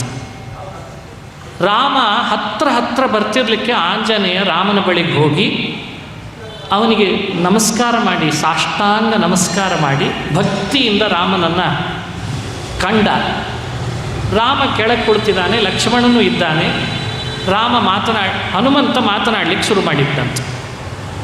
ಆ ರಾಮನನ್ನು ಹನುಮಂತ ಮಾತನಾಡಿದ್ದನ್ನು ವಾಲ್ಮೀಕಿ ಋಷಿಗಳು ಹೇಳ್ತಾರೆ, ಹೇಗೆ ಸ್ತೋತ್ರ ಮಾಡಿದ ರಾಮನನ್ನು ಹನುಮಂತ ಅಂತ. ಸ್ತೋತ್ರ ಬಹಳ ದೊಡ್ಡದು. ಅಷ್ಟು ಸ್ತೋತ್ರ ರಾಮ ಕೇಳಿದ್ನಂತ. ಕೇಳಿದ ಮೇಲೆ ಲಕ್ಷ್ಮಣನ ನೋಡಿ ರಾಮ ಹೇಳ್ತಾನೆ, ಹನುಮನ ಮಾತು ಹೇಗಿತ್ತು ಅಂತ ರಾಮ ಹೇಳ್ತಾನೆ. ನಾನೃಗ್ವೇದ ವಿನೀತಸ್ಯ. ನೋಡಿ, ಇದೆಲ್ಲ ವಾಲ್ಮೀಕಿ ರಾಮಾಯಣ. ಋಗ್ವೇದವನ್ನು ಪೂರ್ಣವಾಗಿ ತಿಳಿದೇ ಇದ್ದರೆ ಲಕ್ಷ್ಮಣ ಹೀಗೆ ಮಾತನಾಡಲಿಕ್ಕೆ ಬರೋದಿಲ್ಲ. ಒಂದು, ಯಜುರ್ವೇದವನ್ನು ಪೂರ್ಣ ತಿಳಿದೇ ಹೋಗಿದ್ದರೆ ಹೀಗೆ ಮಾತನಾಡಲಿಕ್ಕೆ ಬರೋದಿಲ್ಲ. ಸಾಮವೇದ ತಿಳಿಯದೇ ಇದ್ದಿದ್ದರೆ ಇಂಥ ಮಾತುಗಳನ್ನು ಆಡಲಿಕ್ಕೆ ಸಾಧ್ಯನೇ ಇಲ್ಲ. ಅಂಥ ಮಾತನ್ನು ಹನುಮಂತ ಆಡಿದ ಅಂತಂದಂತ. ಏನು ಅರ್ಥ ಆಗಲ್ಲ. ನಾನೃಗ್ವೇದ ವಿನೀತಸ್ಯ. ನೋಡಿ, ಹನುಮಂತನ ಮಾತು ಹೇಗಿತ್ತು ಅಂತ ರಾಮ ಪ್ರಶಸ್ತಿ ಕೊಡ್ತಾನೆ. ಹನುಮನ ಮಾತನ್ನು ಶ್ಲಾಘನೆ ಮಾಡಿದವನು ರಾಮ ಶ್ಲಾಘನೆ ಮಾಡಿದ ಮೇಲೆ ಹನುಮನ ಮಾತಿಗೊಂದು ಮೌಲ್ಯ ಇದೆ ಅಂತ ಗೊತ್ತಾಗಬೇಕಲ್ವ? ಏನಿದ್ರ ಅಭಿಪ್ರಾಯ? ಋಗ್ವೇದ, ಯಜುರ್ವೇದ, ಸಾಮವೇದ ಅಂತ ವೇದಗಳು 3. ಈ 3 ವೇದಗಳನ್ನು ಅಧ್ಯಯನ ಮಾಡಿದರೆ 3 ಗುಣಗಳು ಮನುಷ್ಯನಲ್ಲಿ ಗೊತ್ತಾಗದೆ ಬಂದು ಸೇರಿಕೊಳ್ತಾವೆ. ಋಗ್ವೇದವನ್ನು ಅಧ್ಯಯನ ಮಾಡಿದವನಲ್ಲಿ ವಿನಯ ಅನ್ನೋ ಗುಣ ವಿಶೇಷವಾಗಿ ಬರ್ತದೆ. ವಿನಯ ಬಹಳ ಮುಖ್ಯ ಮನುಷ್ಯನಿಗೆ. ಅದು ಮಾತಿನಲ್ಲಿ ಚೆನ್ನಾಗಿ ಪ್ರತಿಫಲಿಸ್ತಾ ಇರ್ತದೆ. ಕೆಲವರು ಮಾತಾಡ್ತಾ ಇದ್ರೇ ಅವರೊಳಗೆ ಅವ್ರ ಜೊತೆಗೆ ವಿನಯವೂ ಕೂಡ ಎಷ್ಟಿದೆ ಅಂತ ಗೊತ್ತಾಗ್ತದೆ. ಹಾಗೆ ಯಜುರ್ವೇದವನ್ನು ಚೆನ್ನಾಗಿ ತಿಳಿದುಕೊಂಡ್ರೆ ಮನುಷ್ಯ ಧಾರಣಾ ಶಕ್ತಿ ಬರ್ತದಂತೆ. ಧಾರಣಾ ಕೆಪಾಸಿಟಿ ಅಂದರೆ ಗೊತ್ತಾಗಬೇಕಲ್ವ? ಧಾರಣಾ ಶಕ್ತಿ ಅಂದರೆ ಏನು? ಇವತ್ತು ಮಕ್ಕಳಲ್ಲಿ ಧಾರಣಾಶಕ್ತಿ ಭಾಳ ಕಡಿಮೆ ಆಗ್ತಾಯಿದೆ, ಭಾಳ ಕಡಿಮೆ ಆಗ್ತಾಯಿದೆ. ಧಾರಣ ಅಂತಂದರೆ ಏನನ್ನು ಅಧ್ಯಯನ ಮಾಡ್ತೇವೆ ಅದನ್ನು ಮನಸ್ಸಿನಲ್ಲಿ ಬುದ್ಧಿಯಲ್ಲಿ ಸೇವ್ ಮಾಡಿ ಇಟ್ಕೊಳ್ಳೋದಕ್ಕೆ ಧಾರಣ ಅಂತ ಕರೀತಾರೆ. Grasping power and saving power ಅಂತ ಎರಡು ಹೇಳ್ತಾರೆ ಇವತ್ತು. ಗ್ರಾಸ್ಪಿಂಗ್ ಪವರ್ ಅಂದರೆ ಹೇಳೋದನ್ನು ಹಾಗೇ ಕೇಳ್ತಾ ಕೇಳ್ತಾ ಬುದ್ಧಿಯಲ್ಲಿ ತಂದುಕೊಳ್ಳೋದಕ್ಕೆ ಗ್ರಾಸ್ಪಿಂಗ್ ಪವರ್. ಗ್ರಹಣ ಶಕ್ತಿ, ಹೇಳಿದ್ದನ್ನು ಒಳಗಡೆಯಲ್ಲಿ ಸೇವ್ ಮಾಡಿಟ್ಕೊಳ್ಳೋದಿದೆ ಅಲ್ಲ, ಅದು ಧಾರಣ ಶಕ್ತಿ. ಗ್ರಹಣ ಶಕ್ತಿ, ಧಾರಣಾ ಶಕ್ತಿ. ಈಗ ನಾನು ಪ್ರವಚನ ಮಾಡ್ತಾ ಇದ್ದೇನೆ, ನಿಮಗೆ ಹೇಳೋದೆಲ್ಲ ಫಾಲೋ ಆಗ್ತಾ ಇದೆ, ಅದರ ಗ್ರಹಣ ಶಕ್ತಿ. ಇದು ಹೇಳಿದ್ದನ್ನು ಮನೆಗೆ ಹೋದ ಮೇಲೂ ಕೂಡ ಒಳಗಿದ್ದದ್ದು ನೆನಪಿಸ್ಕೋತಿರಲ್ಲ, ಹಾಗಾದರೆ ಧಾರಣಾ ಶಕ್ತಿ ಅಂತ. ಇದು ಹೇಳೋರ ಮೇಲೂ ಇರ್ತದೆ. ಹೇಳೋರು ಚೆನ್ನಾಗಿ ಹೇಳಿದರೆ ಮಾತ್ರ ಒಳಗಡೆ ಉಳಿತು. ಕೆಲವರು ಹೇಳಿದ್ದೇ ಅರ್ಥ ಆಗಲ್ಲ, ಅವರಿಗೆ ಅರ್ಥ ಆಗ್ತಿರಲ್ಲ, ಇನ್ನು ಕೇಳಿದವ್ರ ಹಣೆ ಬಾರಿ ನಾವೇನು, ಅವರಿಗೆ ಅರ್ಥ ಆಗಿರಲ್ಲ. ಅವ್ರು ಎಲ್ಲೋ ಶುರು ಮಾಡಿರ್ತಾರೆ, ಅವ್ರು ನಿಲ್ಲಿಸೋದು ಇನ್ನೆಲ್ಲೋ ಹೋಗಿ ನಿಲ್ಲಿಸ್ತಾರೆ. ಒಂದು ಉದಾಹರಣೆಗಳಿರಲ್ಲ, ಆವಾಗ ಏನೂ ಅರ್ಥ ಆಗಲ್ಲ, ಏನೂ ಅರ್ಥ ಆಗಲ್ಲ. ಸುಮ್ಮನೆ ನಗಿಸ್ತಾರೆ. ಇವತ್ತಂತೂ ನಗಿಸೋದು ಅಂತ ಒಂದು ದೊಡ್ಡ ಕಾರ್ಯಕ್ರಮ ಶುರುವಾಗಿದೆ. ಛೇ ನಗೆ ಹಬ್ಬ. ಮನುಷ್ಯನಿಗೆ ರಾಮಾಯಣದ ಸತ್ವ ಕೊಡಲೇ ಇಲ್ಲ, ಮಹಾಭಾರತದ ಸತ್ವ ಹೇಳಲಿಲ್ಲ. ಅರೆ, ಬಂದಂಥ ಒಬ್ಬೊಬ್ಬ ವ್ಯಕ್ತಿ ಭಾರತ ದೇಶದಲ್ಲಿ ಹುಟ್ಟಿದವನು, ಅಂದಿನ ವಸಿಷ್ಠ, ವಿಶ್ವಾಮಿತ್ರ, ಧ್ರುವ ಎಂಥೆಂಥ ದೊಡ್ಡ ದೊಡ್ಡ ವ್ಯಕ್ತಿ ಇಲ್ಲಿ ಬಂದಿರ್ತಾನೆ. ಅವನನ್ನು ಯಾವ ಥರ ಟ್ರೈನ್ ಮಾಡಿ ಎಷ್ಟು ಎತ್ತರಕ್ಕೆ ಕರ್ಕೊಂಡು ಹೋಗ್ಬೋದು. ನಾನು ನಗಿಸ್ತೀನಿ ಅಂತ ಕೊಟ್ಟುಕೊಂಡ್ರೆ ನಮ್ಮ ಸ್ಥಿತಿ ಎಲ್ಲಿಗೆ ಬಂದಿದೆ ನೋಡಿ. ನಗಲಿಕ್ಕೊಂದು ಕಾರ್ಯಕ್ರಮ, ಇನ್ನು ಮುಂದೆ ಸ್ವಲ್ಪ ದಿವ್ಸಕ್ಕೆ ಶುರು ಆಗ್ತದೆ. ಈಗಲೇ ಹೇಳಿರ್ತೀನಿ, ಅಳ್ಳಿಕ್ಕೆ ಅಂತ ಒಂದು ಕಾರ್ಯಕ್ರಮ. ನೆಕ್ಸ್ಟ್ ಅಳೋ ಹಬ್ಬ. ಯಾರೂ ಅಳ್ತಾ ಇಲ್ಲ, ಅಳದೇ ಹೋದರೆ ಮನಸ್ಸಿನಲ್ಲಿರೋ ದುಃಖ ಉಳಿದು ಬಿಡ್ತದೆ. ದುಃಖ ಉಳ್ಕೊಂಡು ಬಿಟ್ರೆ ಹುಚ್ಚಾಗಿಬಿಡ್ತಾನೆ. ಅದಕ್ಕೆ ಅಳೋ ಹಬ್ಬ ಅಂತ ಒಂದು ಇಟ್ಕೊಳ್ಳೋಣ, ಆಯಿತಾ? ಈಗೆಲ್ಲ ಸತ್ತಾಗ ಅಳಿಸ್ತಾರೇ ಇಲ್ಲ, ಮತ್ತು ಅಳೋದು ಯಾಕೆ ಇಟ್ಟರು? ಅವರು ಅಳಬೇಕು, ಯಾರು ಇರ್ತಾರೆ ಎದುರುಗಡೆ ಅವರನ್ನು ಅಳಿಸ್ಬೇಕು. ಯಾಕೆಂದರೆ ಮನಸ್ಸಿನಲ್ಲಿ ಇದ್ದದ್ದೆಲ್ಲ ಹೊರಗೆ ಹಾಕಿಬಿಡಲಿ, ಒಳಗೆ ಉಳ್ಕೊಂಡ್ರೆ ಮತ್ತೆ ಯಾವಾಗ ಹುಚ್ಚಾಗಿಬಿಡ್ತಾನೋ. ಅದು ದೊಡ್ಡ ಸೈನ್ಸ್, ಅದು ದೊಡ್ಡ ಸೈನ್ಸ್. ಅಂದಮೇಲೆ ಮುಂದೆಲ್ಲ ಒಂದು ಅಳೋ ಹಬ್ಬ ಅಂತ ಒಂದು ಇಟ್ಕೊಳ್ಳೋಣ. ಸಾಲ ಹಬ್ಬ, ನಗು ಹಬ್ಬ. ಸಾಲ ಹಬ್ಬ ಆಯಿತು ನೋಡ್ರಿ ನಮ್ಮ ಕಾಲದಲ್ಲೆಲ್ಲ. ಸಾಲವನ್ನು ಋಣಭಾರ, ಸಾಲ ಮಾಡಬೇಡ ಅಂತ ಯಾವ ದೇಶ, ಯಾವ ಸಂಸ್ಕೃತಿಯಲ್ಲಿ ಋಣವನ್ನು ಭಾರ ಅಂತ ಹೇಳ್ಕೊಂಡು ಬಂದಿದ್ವೋ ಅದನ್ನು ಹಬ್ಬ ಅಂತ ಆಚರಿಸೋ ಹಾಗೆ ನಮಗೆ ಮಾಡಿಟ್ರು. ಅದಕ್ಕೆ ಬೇರೆ ಬೇರೆ ಕಾರಣಗಳನ್ನು ಬೇರೆ ಕೊಟ್ಟರು. ಅಂದ್ರೆ ಋಣ ಮಾಡಿದ್ರೇ ಸರಿ ಅನ್ನೋ ಮೆಂಟಾಲಿಟಿ ಹುಟ್ಟಿಬಿಡ್ತು. ಎಂಥ ಉಚಿತವಾಗಿ ಕೊಟ್ಟರೆ ಮುಗಿಬಿದ್ದು ತಗೊಳ್ಳುವ ಭಾಗ ಬಂತು. ಇದು ಭಾವನೆ ಬರಲಿಕ್ಕೆ ಶುರುವಾಯಿತು. ಯಾರಾದರೂ ಫ್ರೀ ಕೊಡ್ತಾರೆ ಅಂದರೆ ನನಗೂ ಕೊಡು ಅಂತ ಕೇಳೋ ಮನಸ್ಥಿತಿ. ಯಾವ ದೇಶದೊಳಗೆ ನನ್ನ ಕಾಲ ಮೇಲೆ ನಾನು ನಿಂತು, ನಾನು ದುಡಿದು, ನನ್ನ ಸಂಪಾದನೆಯಿಂದ ನಾನು ಬೆಳಿತೇನೆ ಅಂತ ಹೇಳಬೇಕಾಗಿತ್ತೋ ಆ ದೇಶದೊಳಗೆ ಉಚಿತದ ಲಾಲಸೆಗೆ ಒಳಗಾಗ್ತಾ ಇದ್ದೇವಲ್ಲ. ಇದು ಏನು ದೇಶ, ಇದೇನು ವ್ಯವಸ್ಥೆ? ಈ ಯೋಚನೆ ಮಾಡಿದರೆ ಗಂಭೀರ ಅನ್ನಿಸ್ತದೆ. ಮಾತು ಮನುಷ್ಯನನ್ನು ಎತ್ತರಕ್ಕೆ ಕರ್ಕೊಂಡು ಹೋಗಬೇಕು. ಮಾತಿನಲ್ಲಿ ವಿನಯ ತುಂಬಿರಬೇಕು, ಮಾತಿನಲ್ಲಿ ಧೈರ್ಯ ತುಂಬಿರಬೇಕು, ಮಾತಿನಲ್ಲಿ ಸ್ಥೈರ್ಯ ತುಂಬಿರಬೇಕು. ಕೇಳೋನ ಮನಸ್ಸಿಗೆ ಖುಷಿ ಕೊಡಬೇಕು. ಹೇಳೋನ ಯಾವಾಗಲೂ ಗುಣಗಳು ಅಲ್ಲಿ ಪ್ರತಿಫಲನ ಆಗಬೇಕು. ಮಾತು ಆಡ್ದ ಅಂತಂದರೆ ಸಾಕು, ಕೇಳುವವನಿಗೆ ಕೇಳ್ತಾ ಇರಬೇಕು. ಮತ್ತೆಂದಾದರೂ ಅವನ ಮಾತು ಕೇಳುವಾಗ ನೆನಪಿಸ್ಕೊಳ್ಬೇಕು, ಮಾತಾಡಿದರೆ ಹಂಗೆ ಆಡಬೇಕು ಅಂತ.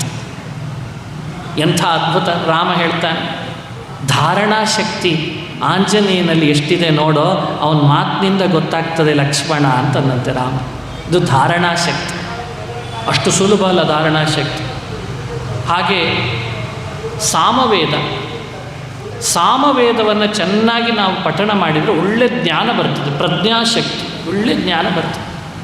ಹನುಮನ ಮಾತಿನಲ್ಲಿ ಋಗ್ವೇದ, ಸಾಮವೇದ, ಯಜುರ್ವೇದ ಎಲ್ಲ ಪೂರ್ಣ ಅಧ್ಯಯನ ಮಾಡಿದ್ರಿಂದ ಏನೆಲ್ಲ ಗುಣಗಳು ಪ್ರತಿಫಲನ ಆಗಬೇಕೋ ಆ ಎಲ್ಲ ಗುಣಗಳು ಕಾಣಿಸ್ತಾ ಇದ್ದಾವೆ.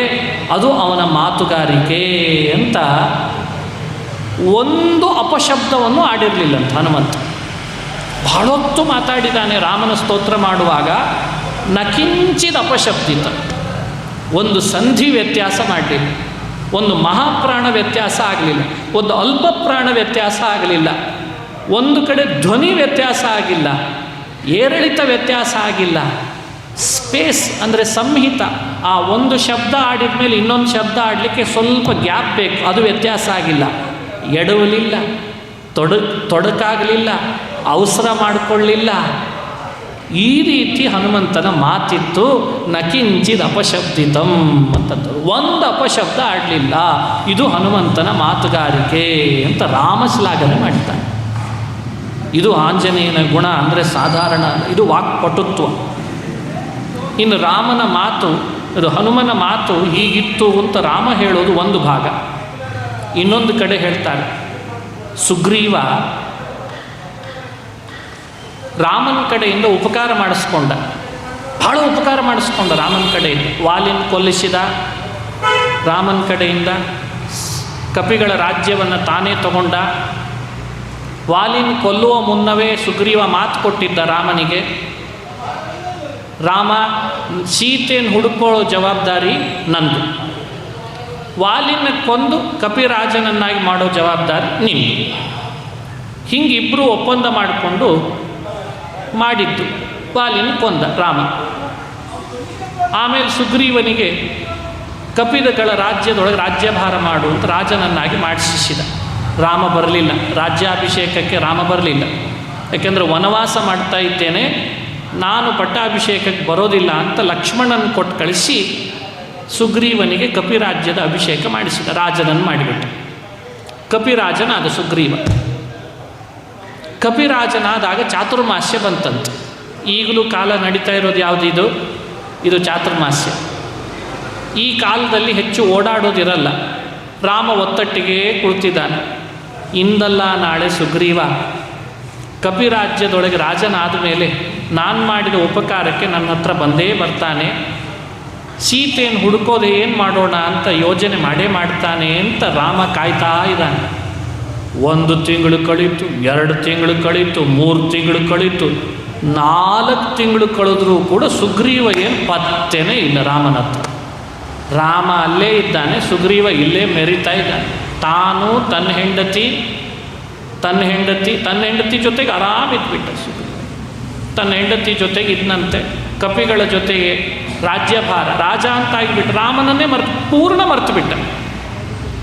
ರಾಮಾಯಣ ಸಂದೇಶ ಕೊಡ್ತದೆ. ನಾವೆಲ್ಲ ಹೇಗಿದ್ದೇವೆ ಅಂದರೆ ಉಪಕಾರ ಮಾಡಿಸ್ಕೊಳ್ಳೋ ತನಕ ಭಾರೀ ಅವ್ರ ಹಿಂದೆ ಬಿದ್ದಿರ್ತೀವಿ. ನೀವೇ ದೇವರು ಅಂತಿರ್ತೀವಿ. ರಾಯರೇ ನೀವೇ ದೇವರು. ಉಪಕಾರ ಮಾಡಿದ್ರ ಆಮೇಲೆ ಅವರಿಗೂ ನಮಗೂ ಸಂಬಂಧನೇ ಇಲ್ಲ. ಇದಕ್ಕೆ ಸುಗ್ರೀವನೇ ನಿದರ್ಶನ ಆಗ್ತದೆ ರಾಮಾಯಣ. ಇಂಥವ್ರು ಲೋಕದಲ್ಲಿ ಬಹಳ ಇದ್ದಾರೆ. ಉಪಕಾರ ಮಾಡಿಸ್ಕೊಳ್ಳೋ ತನಕ ಭಾರೀ ಬರ್ತಾರೆ. ಉಪಕಾರ ಆಯ್ತಾ ಈ ಕಡೆ ಹಣಿಕೆ ಹಾಕಲ್ಲ. ರಸ್ತೆಯಲ್ಲಿ ಸಿಕ್ಕರೆ ಮಾತು ಸುಧಾ ಆಡಿಸಲ್ಲ. ಆಮೇಲೆ ಅವ್ರು ಯಾರೋ ನಾವ್ಯಾರೋ ಅಂತ, ಎಲ್ಲೇನು ಕೇಳಿಬಿಡ್ತಾನೋ ನಮ್ಮ ಹತ್ರ ಅಂತ. ಸುಗ್ರೀವ ಆ ಥರದ್ದೇ ಜಾಯಮಾನ. ಉಪಕಾರ ಚೆನ್ನಾಗಿ ಮಾಡಿಸ್ಕೊಂಡ ರಾಮನ ಹತ್ರ, ರಾಜನಾಗೋ ತನಕ, ಪದವಿ ಬರೋ ತನಕ.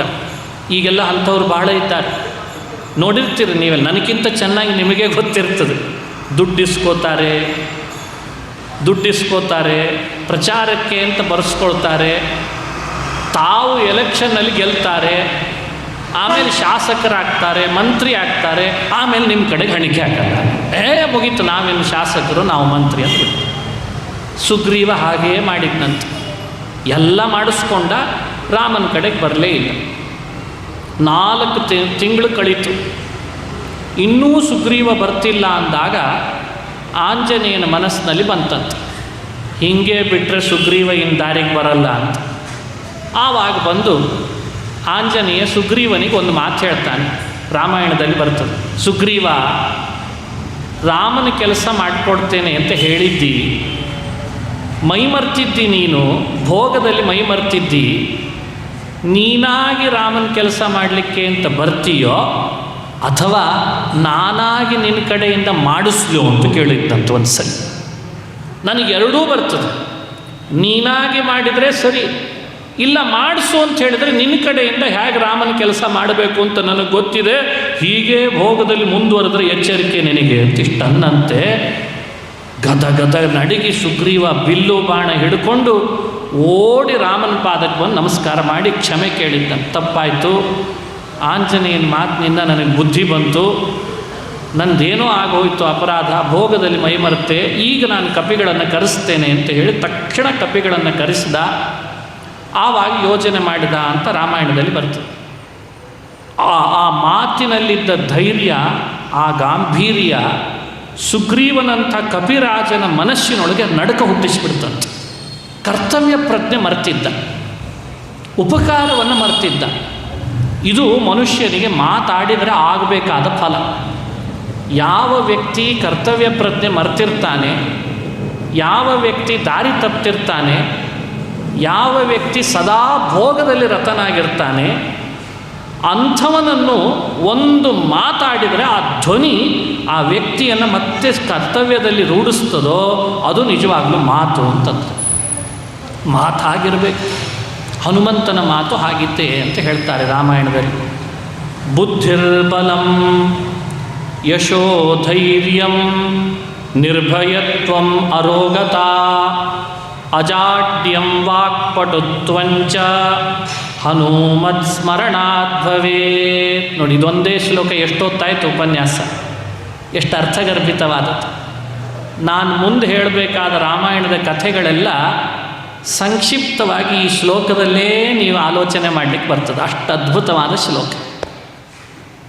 ಇಷ್ಟು ಗುಣಗಳೆಲ್ಲ ಹನುಮನಲ್ಲಿ ಇದ್ದುದಕ್ಕೇನೆ ರಾಮ ಸೀತೆಯನ್ನು ಹುಡುಕುವ ನೆಪ ಮಾಡಿಕೊಂಡು ಕಿಷ್ಕಿಂಧೆಗೆ ಬಂದು ಹನುಮನೊಟ್ಟಿಗೆ ಸಂಗಮಿಸಿದ ಅಂತ ರಾಮಾಯಣ ಹೇಳ್ತದೆ. ಇಷ್ಟು ಗುಣಶಾಲಿಯನ್ನು ಬಿಟ್ಟು ಹೋಗ್ಲಿಕ್ಕಾಗ್ತದ? ಜಗತ್ತಿನೊಳಗೆ ಎಲ್ಲಿ ಗುಣಶಾಲಿಗಳಿರ್ತಾರೆ ಅವ್ರ ಹತ್ರ ನಾವು ಹೋಗಿ ಕಲಿಬೇಕಾದದ್ದು ಭಾಳ ಇರ್ತದಂತ. ಇದನ್ನು ರಾಮ ಜಗತ್ತಿಗೆ ತೋರಿಸ್ತಾನೆ ಸಮಾಜಕ್ಕೆ. ಇಷ್ಟು ಗುಣಶಾಲಿ, ಬಲಶಾಲಿ, ಬುದ್ಧಿಶಾಲಿ, ಯಶೋವಂತ ಇಂಥ ಆಂಜನೇಯನ ಬಿಡಲಿಕ್ಕಾಗ್ತದ? ಅದಕ್ಕೆ ರಾಮಚಂದ್ರ ಹನುಮನಿದ್ದೆಡೆಗೆ ತಾನು ಬಂದು ಹನುಮನೊಟ್ಟಿಗೆ ತಾನಿದ್ದು ಸುಗ್ರೀವನ ಸಖ್ಯ ಬೆಳೆಸುವ ನೆಪ ಮಾಡಿ ವಾಲಿಯ ಸಂಹಾರ ಮಾಡಿ ಕಪಿಗಳ ಮೂಲಕ ಸೀತೆಯನ್ನು ಹುಡುಕಿಸುವ ಕಾರ್ಯದಲ್ಲಿ ತೊಡಗಿದ ಅಂತ ಕಥೆ ರಾಮಾಯಣದಲ್ಲಿ ಬರ್ತದೆ. ನಾಳೆ ದಿವಸ, ನಾಳೆ ಮಂಗಳ ಮಹೋತ್ಸವ, 5 ದಿನಗಳಲ್ಲಿ ನಾಳೆ 5ನೇ ದಿವಸ ಯಥಾಮತಿ ರಾಮಾಯಣವನ್ನು ಯಥಾಕಾಲ ನೋಡ್ತಾ ಬಂದಿದ್ದನ್ನು ಮಂಗಳ ಮಾಡೋಣ. ರಾಮಾಯಣದ ಸಾರ ಮಾತ್ರ ಹೇಳಿದ್ದೇನೆ. ರಾಮಾಯಣ ಭಾಳ ದೊಡ್ಡ ಸಮುದ್ರ, ಸಾಗರ. ಸಾಗರದಲ್ಲಿ ಎಷ್ಟಂತೆ ನಾವು ಈಜು ಹೊಡಿಲಿಕ್ಕೆ ಹೋದರೂ ಅಲೆಗಳು ಬರ್ತಾನೆ ಇರ್ತವೆ. ಎಲ್ಲ ಅಲೆಗಳ ಸ್ನಾನ ಮಾಡಲಿಕ್ಕಾಗಲ್ಲ. ಯಾವುದೋ 1-2 ಅಲೆಗಳು ನಮ್ಮ ಮೈ ಮೇಲೆ ಬಿದ್ದರೆ ಸಮುದ್ರ ಸ್ನಾನ ಆಯಿತು ಅಂತ ಅಂದ್ಕೊಳ್ಬೇಕಷ್ಟೆ. ಹಾಗೆ ರಾಮಾಯಣದ ಸಮುದ್ರ ಸ್ನಾನಕ್ಕೆ ನಾವೆಲ್ಲ 3 ದಿನಗಳ ಹಿಂದೆ ಇಳಿದ್ವಿ. ಒಂದಿಷ್ಟು ಅಲೆಗಳು ಮಾತ್ರ ಈ ದಿನಗಳಲ್ಲಿ ನಮ್ಮ ಮೈ ಮೇಲೆ ಬಿದ್ದೋಯ್ತು ಅಂತ ಭಾವಿಸೋಣ. ಆದರೆ ಎಷ್ಟು ಅಲೆಗಳು ಬಿದ್ದಿದ್ದಾವೋ ಅದು ಸ್ನಾನನೇ ಮಾಡಿಸಿದೆ. ಎಲ್ಲ ಅಲೆಗಳು ಬಿದ್ದಿಲ್ಲ ಅಂತ ಯಾರೂ ವ್ಯಥೆ ಪಡ್ಕೊಳ್ಳೋದು ಬೇಡ. ಎಷ್ಟು ಅಲೆಗಳು ನಮ್ಮ ಮೈ ಮೇಲೆ ಹಾದು ಹೋದ್ವಲ್ಲ ಅದು ದೊಡ್ಡ ರಾಮಾಯಣದ ಸಮುದ್ರ ಸ್ನಾನವೇ. ನಾಳೆ ದಿವಸ ಇನ್ನು ಮುಂದುವರೆದಂಥ ಕೆಲವು ಪ್ರಮುಖ ಕಥಾಭಾಗಗಳ ಸಂದೇಶವನ್ನು ಚಿಂತಿಸಿ ಆಂಜನೇಯನ ಪಾದಗಳಿಗೆ ಸಮರ್ಪಿಸೋಣ. ಅವನ ಕೃಪಾದೃಷ್ಟಿಗೆ ನಾವೆಲ್ಲ ಪಾತ್ರರಾಗೋಣ ಅಂತ ಹೇಳ್ತಾ ಇವತ್ತಿನ ಉಪನ್ಯಾಸವನ್ನು ಮುಕ್ತಾಯ ಮಾಡ್ತೇನೆ. ಏಕಾದಶಿಯ ಪರ್ವಕಾಲ, ಆಂಜನೇಯನ ಚಿಂತನೆ ಮಾಡಿದ್ದೇವೆ. ನಿನ್ನೆ ಹೇಳಿಕೊಟ್ಟ ಶ್ಲೋಕ ಮತ್ತೆ ರಾಮನ ಶ್ಲೋಕ ಹೇಳಿಕೊಡ್ತೇನೆ. ಸ್ವಲ್ಪ ಹೊತ್ತು ಅದನ್ನು ಪಾರಾಯಣ ಮಾಡೋಣ.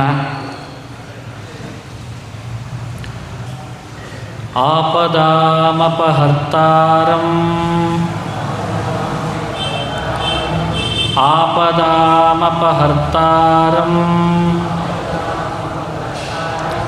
ದಾತಾರಂ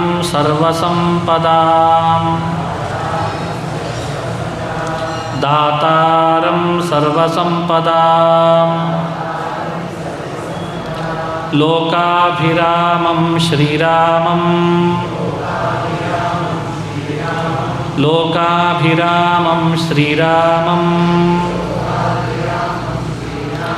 ಭೂಯೋ ಭೂಯೋ ನಮಾಮ್ಯಹಂ ಭೂಯೋ ಭೂಯೋ ನಮಾಮ್ಯಹಂ ಆಪದಾಮಪಹರ್ತಾರಂ ದಾತಾರಂ ಸರ್ವಸಂಪದಾಂ ಲೋಕಾಭಿರಾಮಂ ಶ್ರೀರಾಮಂ ಭೂಯೋ ಭೂಯೋ ನಮಾಮ್ಯಹಂ ಆಪದಾಮಪಹರ್ತಾರಂ ದಾತಾರಂ ಸರ್ವಸಂಪದಾಂ ಲೋಕಾಭಿರಾಮಂ ಶ್ರೀರಾಮಂ ಭೂಯೋ ಭೂಯೋ ನಮಾಮ್ಯಹಂ ಶ್ರೀಕೃಷ್ಣಾರ್ಪಣ.